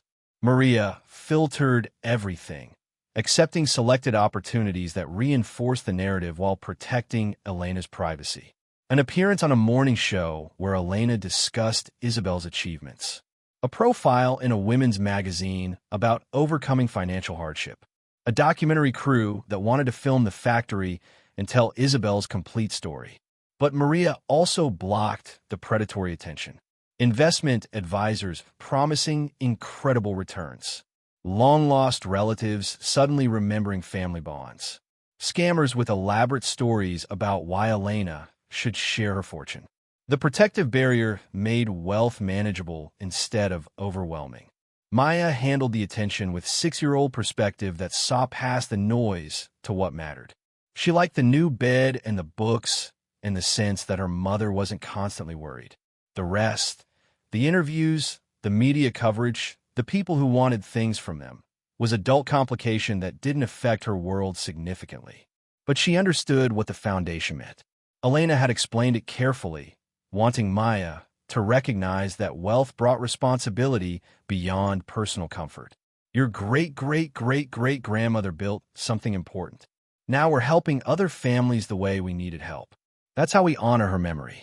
Maya had nodded with seriousness beyond her years. She would be proud of us. The factory's landmark status was approved 4 months after Elena's discovery, granted based on Isabel's historical significance and the building's architectural importance as an example of 1890s industrial construction. The designation came with protection against demolition, requirements for any future modifications, and access to grants for restoration and preservation. Elena hired a preservation architect who specialized in historic industrial buildings, someone who understood how to stabilize structures while maintaining their character. The assessment was detailed and expensive. $200,000 for immediate stabilization. Another $800,000 for comprehensive restoration that would make the building safe for public access. The costs that would have been impossible in August were barely noticeable against the fortune Elena now controlled. She authorized the work immediately, wanting Isabel's factory preserved properly, restored to something approaching its original condition.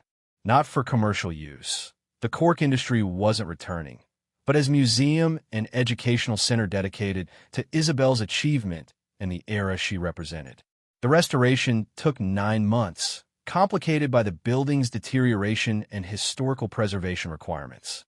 Elena visited weekly, bringing Maya to watch progress, documenting the transformation from ruins to renewed structure.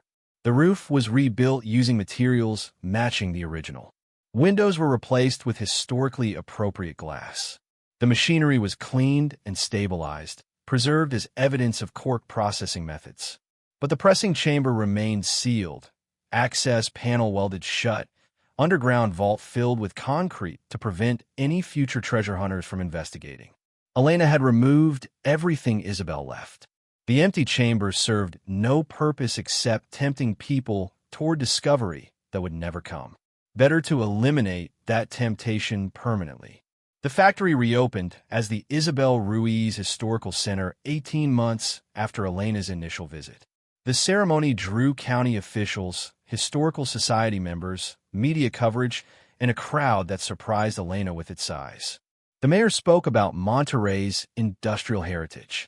The Historical Society president discussed Isabel's significance as a pioneering businesswoman. And Elena herself gave brief remarks that focused on legacy and achievement that transcended economic success. Isabel Ruiz built this factory when society told women they couldn't. She succeeded when success required breaking rules designed to prevent her achievement.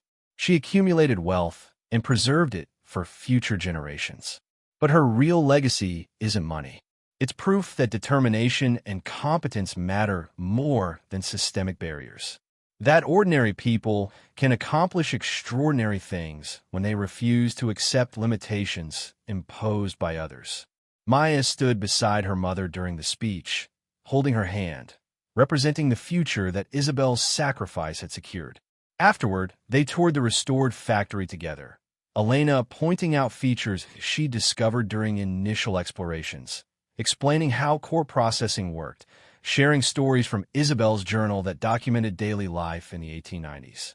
The center included permanent exhibits, Isabel's photographs, documents from her business operations, examples of Cork products, information about the wine industry's evolution, and broader context about women's struggle for economic independence during the late 19th century. But the centerpiece was Isabel's office, restored exactly as photographs showed it had been, down to the desk placement and filing cabinets. Maya spent long minutes studying the photographs on the wall, faces of workers and business associates, evidence of achievements that had been forgotten until Elena's discovery brought them back to light.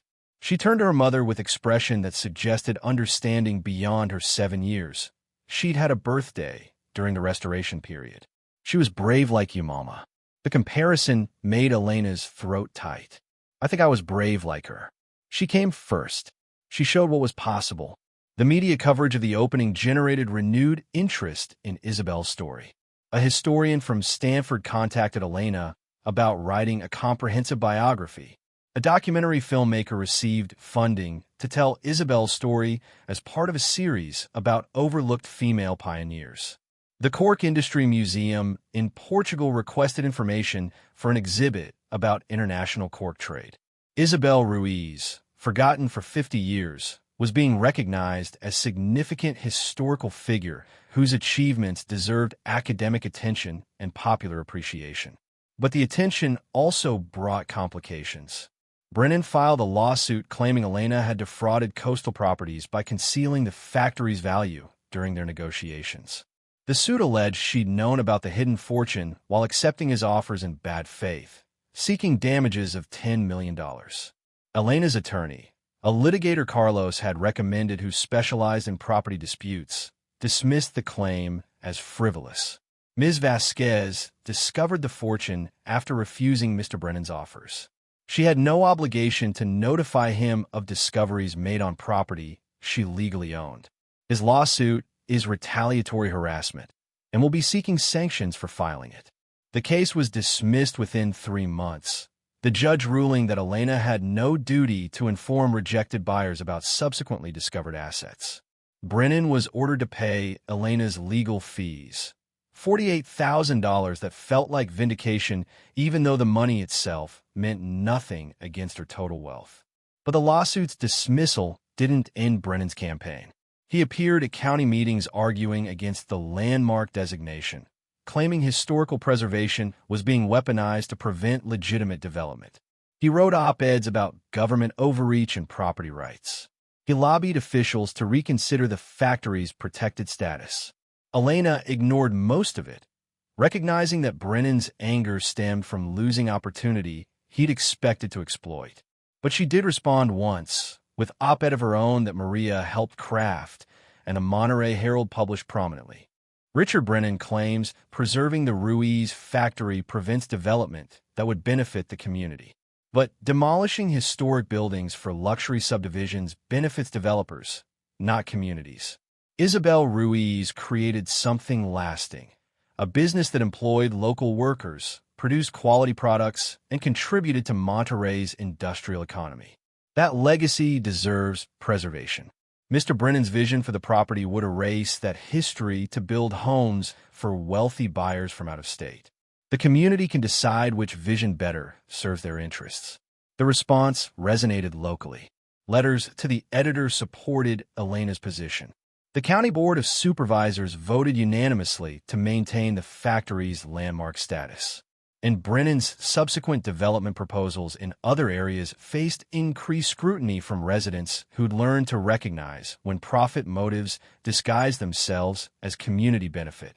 Elena's foundation grew beyond initial conception, expanding from emergency assistance to comprehensive support programs, job training that taught practical skills, childcare subsidies that allowed single mothers to accept employment without impossible logistics, housing assistance that prevented evictions before they became crises, legal aid for women navigating divorce or custody issues without resources for proper representation.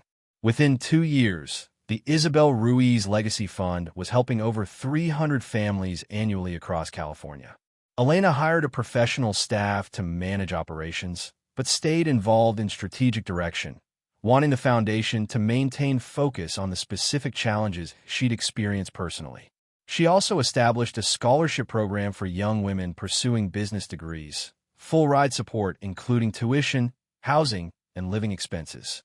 The first cohort of Isabel Ruiz scholars was 12 students, selected from applicants who demonstrated determination and competence despite facing systemic barriers.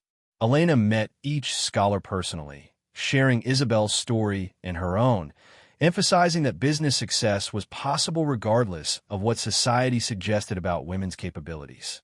Maya attended the scholarship ceremony, now 8 years old and increasingly aware of their unusual situation. She'd adjusted to wealth the way children do, accepting new normal while maintaining perspective that came from remembering when things were different. She still preferred library books to purchased ones, still treated toys with care learned from years when replacement was impossible, still understood that money was tool rather than measure of worth. But she also recognized opportunity that fortune provided. When Elena asked what she wanted for her 8th birthday, Maya's answer reflected both privilege and purpose. I want to meet some of the families your foundation helps. I want to see what Isabel's money is doing. Elena arranged visits to several families receiving foundation support. Maya met single mothers working multiple jobs while pursuing education. She saw children her own age who understood struggles she'd experienced 2 years ago. She heard gratitude expressed with intensity that made clear how much the support mattered. Afterward, driving home in a reliable sedan that had replaced the dying Toyota, Maya was quiet for long enough that Elena worried the experience had been overwhelming. Finally, Her daughter spoke with clarity that suggested she'd been processing complex emotions into simple truth. Isabel's money helped us. Now we're helping other people. That's good. Yes, baby. That's exactly right. The third year after discovery brought unexpected connection. Elena received a letter from a woman named Carmen Flores in Barcelona, Spain, Isabel's great niece from the Spanish side of the family. Carmen had seen media coverage of the factory's restoration and Elena's inheritance. She'd been researching family history and confirmed the connection through genealogical records. The letter included photographs of Isabel's family in Catalonia, stories about her early life in the cork business, context about why she'd emigrated to America. Isabel had left Spain after her father died, and her brothers tried excluding her from the family business despite her superior knowledge of core processing. She'd come to California with money she'd hidden from them, determined to prove that competence mattered more than gender in places where old rules didn't yet constrain possibility. Elena responded immediately, beginning correspondence that enriched her understanding of Isabel's motivations and achievements. Carmen shared documents that filled gaps in the historical record. Letters Isabel had written home, business correspondence with Spanish suppliers, photographs showing the young woman who would eventually build California's most successful small-scale cork operation. The connection led to Elena and Maya traveling to Barcelona, meeting Carmen and other Spanish relatives who'd never known about Isabel's American success. They visited the cork forests where Isabel had learned harvesting techniques, toured historical cork processing facilities, traced the origins of knowledge that Isabel had transported across ocean and applied in new context. Maya loved Spain with 8-year-old enthusiasm, practicing Spanish she'd been learning, eating foods her great-great-great-great-grandmother would have known, making connections between past and present that deepened her understanding of legacy and heritage. She stood in the Spanish cork factory where Isabel had learned her trade and recognized machinery similar to what stood preserved in Monterey. This is where it started. Before Isabel came to America and built our factory. Elena nodded, feeling the weight of intergenerational connection. Before she proved that women could run businesses successfully despite everyone saying they couldn't. The fourth year brought full financial accounting of Isabel's estate. Carlos's final report showed that the complete liquidation had realized $47 million, higher than initial estimates, due to several coins being rarer than preliminary assessments suggested and gemstones appraising at premium values.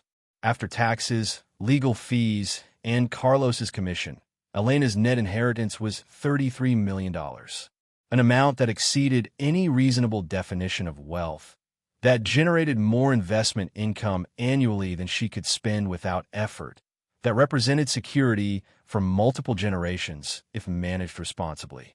But the money's significance lay less in its quantity than its source.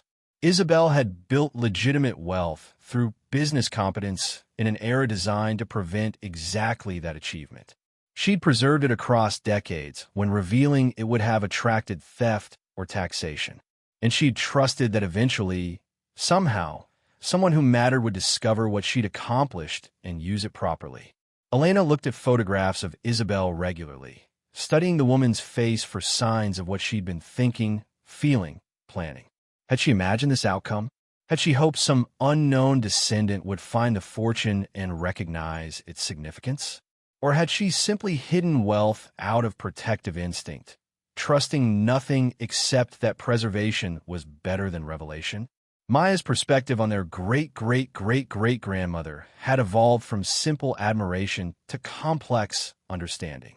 She'd read everything available about Isabel, studied the era's constraints on women's autonomy, recognized that business success required not just competence, but courage to defy social expectations and legal barriers. For a school project about personal heroes, Maya chose Isabel. Her presentation included photographs from the factory, excerpts from Isabel's journal translated carefully, and explanation of what cork manufacturing involved. But the conclusion focused on legacy beyond business achievement. Isabel Ruiz proved that women could run businesses as well as men when given the chance. She supported workers fairly and produced quality products. She accumulated wealth that helps families today through my mom's foundation. But most importantly, she didn't accept what society told her was impossible. She did it anyway. And now we know it was always possible. Society was just wrong. The presentation earned Maya recognition at the school assembly and sparked conversations among her classmates about historical figures who challenged unjust systems. Elena watched her daughter present with pride that transcended maternal bias. Maya was internalizing lessons about courage, determination, and refusing to accept limitations imposed by others.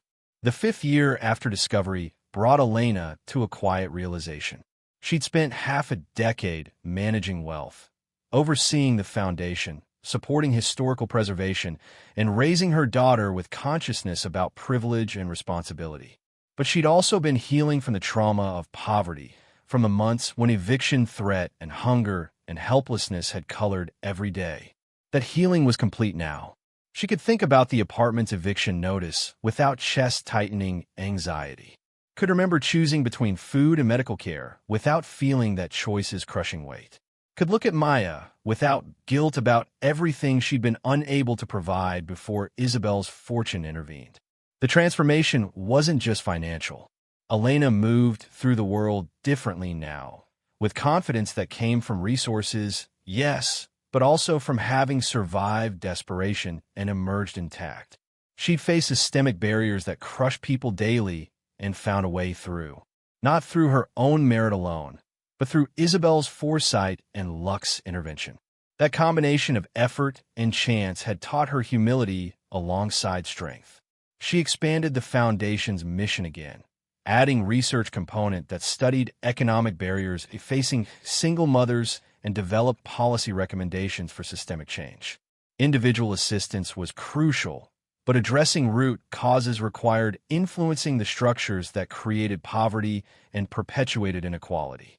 The Isabel Ruiz Legacy Fund began publishing reports, testifying before legislative committees, advocating for policies that would prevent families from experiencing the desperation Elena had known. The work attracted attention from economists and policy experts who recognized that the foundation's recommendations came from genuine understanding rather than abstract theory. Elena hired researchers and policy analysts, building an organization that combined direct service with systemic advocacy. Maya, now 10 years old, sometimes accompanied her mother to foundation events.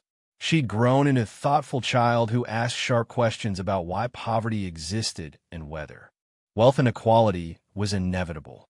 Elena answered honestly, explaining that economic systems were human creations that could be changed by human decisions, that Isabel had challenged unjust systems in her era, and their responsibility was continuing that challenge in their own time. The factory welcomed tens of thousands of visitors in its first 5 years, becoming a recognized destination for people interested in industrial history, women's achievement, and California's development. The exhibits expanded to include interactive elements that let children experience core processing techniques, educational programs that brought school groups for day-long immersion in 1890s industrial life, and research facilities where historians could access Isabel's documents and business records.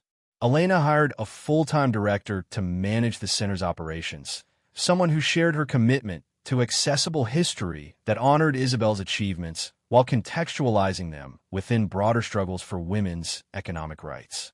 The center became self-sustaining through admission fees, grants, and donations, no longer requiring Elena's financial support beyond initial establishment. But she visited regularly, bringing Maya to walk through rooms that had once been ruins and were now preserved evidence of what Isabel had built. They would stand in the pressing chamber where fortune had been hidden, looking at the sealed floor panel, remembering the moment when discovery had transformed everything. Maya's question came during one of these visits. Do you think Isabel knew? That you'd find it? That it would help us and lots of other people? Elena considered carefully before responding. I think she hoped. She couldn't know for certain. She died 50 years before the property deed surfaced, but she preserved everything carefully. She left clues in her journal. She built that underground chamber to protect what she'd accumulated. That's not someone who expected the fortune to stay hidden forever. That's someone who believed that eventually, somehow, someone would discover what she'd done and recognize its significance. Maya nodded, accepting the answer. I'm glad it was us. Me too, baby. Me too. The seventh year brought unexpected conclusion to Brennan's story. Coastal properties collapsed following investigations into fraudulent development practices across multiple counties. Brennan himself faced charges related to bribery, environmental violations, and financial crimes. The company that had pressured Elena to sell Isabel's factory for $800 was dissolved, its assets seized, its executives facing prosecution. Elena felt no satisfaction in his downfall, only recognition that systems protecting people like Brennan eventually failed when enough evidence accumulated and enough officials decided to enforce existing laws. She'd been lucky. Her discovery had given her resources to resist his pressure. How many other families had surrendered to similar tactics because they lacked means to fight? The question motivated expanded advocacy work through the foundation, specifically targeting predatory development practices and supporting communities facing displacement pressure. The Isabel Ruiz Legacy Fund established legal clinic providing free representation to property owners being pressured to sell below fair value. 10 years after Elena's discovery, the foundation marked the anniversary with a gala that raised $2 million for expanded programming. Elena spoke briefly, keeping focus on Isabel rather than herself, emphasizing that achievement across generations required building on what came before while adapting to changed circumstances. Isabel Ruiz built a factory when women weren't supposed to own businesses. She succeeded when the system was designed to ensure her failure. She preserved wealth across decades so that eventually someone could use it properly. That's not just business success, that's revolutionary act. And our responsibility now is continuing that revolution, challenging systems that create barriers, supporting people who face limitations imposed by circumstances rather than capability. Maya, now 16 years old and already talking about college plans, stood beside her mother during the speech.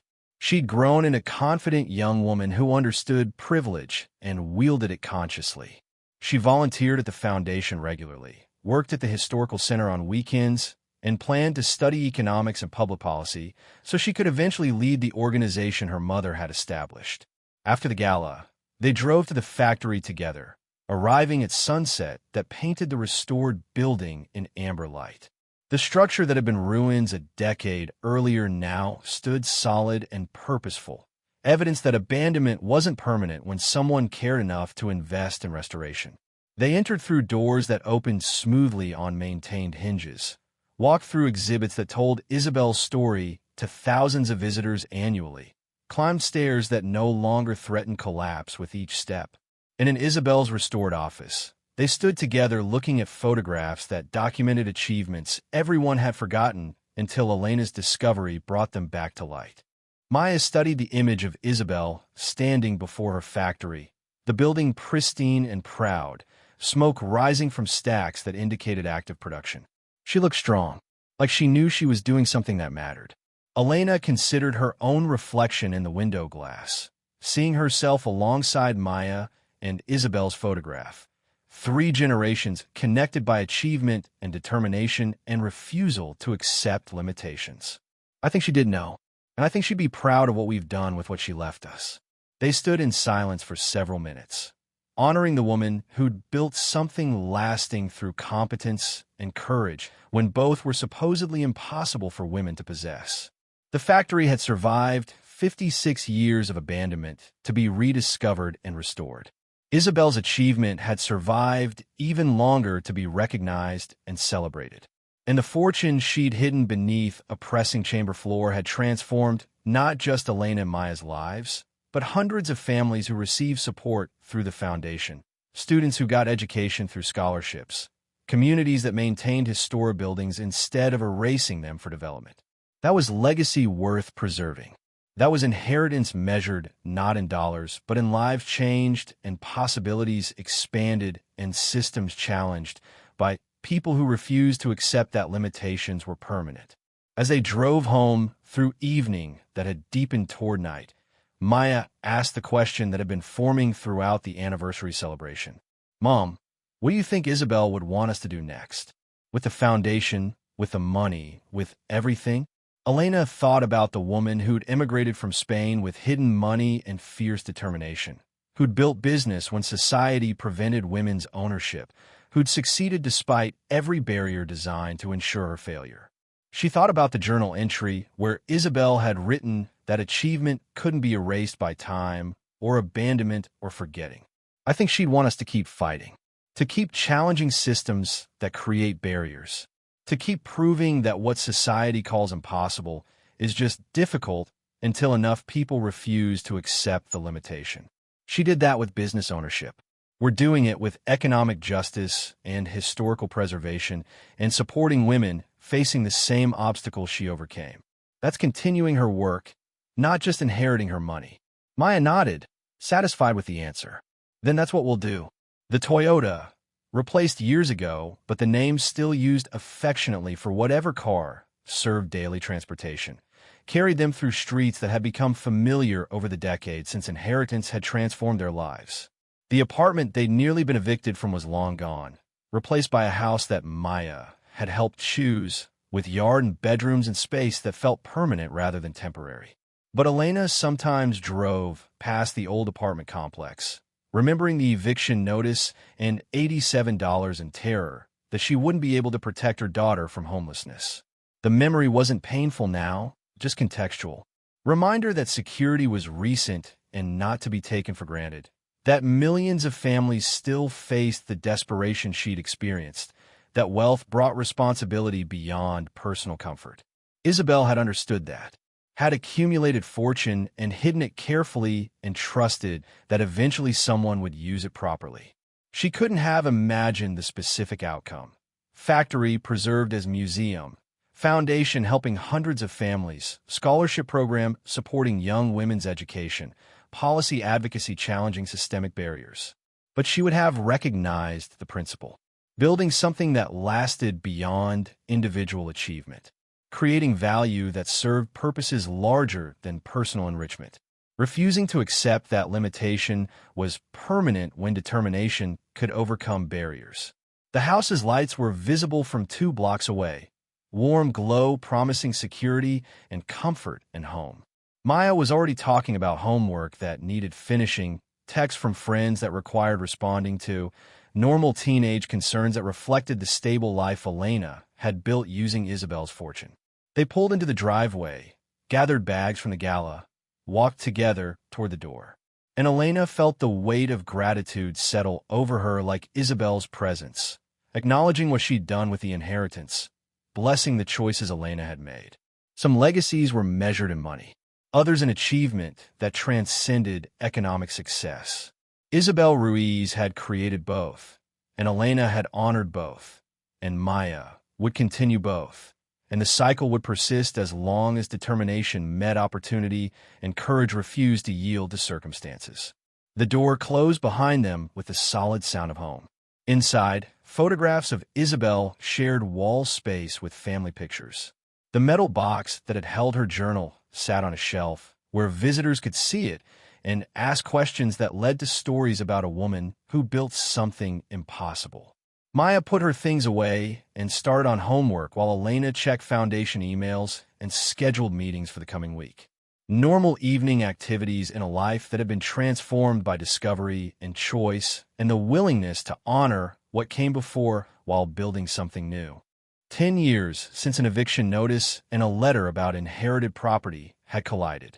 10 years since Elena had driven to Monterey, expecting nothing except possible $800, and found instead ruins that held fortune beyond imagination. 10 years since she discovered Isabel's achievement and chosen to preserve it rather than accept erasure. And in those 10 years, she'd built something Isabel would have recognized. Lasting value that served purposes beyond individual survival, achievement that challenged unjust systems, legacy that would outlive her own life because it was founded on principles rather than just accumulated wealth. That was how inheritance worked when you did it right. Not just receiving what came before, but building on it, transforming it, passing it forward in ways that honored origins while serving present needs and future possibilities. Elena looked at Maya working on homework, at the house that represented security, at the life they'd built using Isabel's fortune, and felt certainty settle deep in her bones. They were doing it right, honoring the past while building the future, using wealth to create opportunity, refusing to forget that achievement mattered regardless of who accomplished it. Isabel's factory stood in Monterey, restored and purposeful. Isabel's foundation operated in California, helping families and challenging systems. Isabel's scholars studied at universities across the country, preparing to lead businesses and shape policy. And Isabel's descendants lived with consciousness that privilege brought responsibility and legacy required tending. That was what $42 million bought when you spent it properly. Not just comfort and security, but continuation of work that mattered across generations. Elena closed her laptop, finished her tasks, and joined Maya in the kitchen for evening conversation about school and friends and plans. Normal life made possible by extraordinary fortune transformed into normal support for others who needed what she needed before discovery changed everything. The work would continue. The foundation would grow. The factory would welcome new visitors. The scholarships would support new students. The policy advocacy would challenge new barriers. And Isabel's legacy would persist, not as forgotten pioneer, but as recognized revolutionary whose achievement inspired others to challenge unjust systems. That was worth more than $42 million. That was worth everything Isabel had sacrificed and everything Elena had built and everything Maya would continue. That was inheritance done right, legacy preserved properly, an achievement that mattered beyond measure. Thank you so much for watching until the end. If you love this story, check out the other videos on your screen now. I think you'll really enjoy them. And don't forget to subscribe if you haven't already. See you in the next story.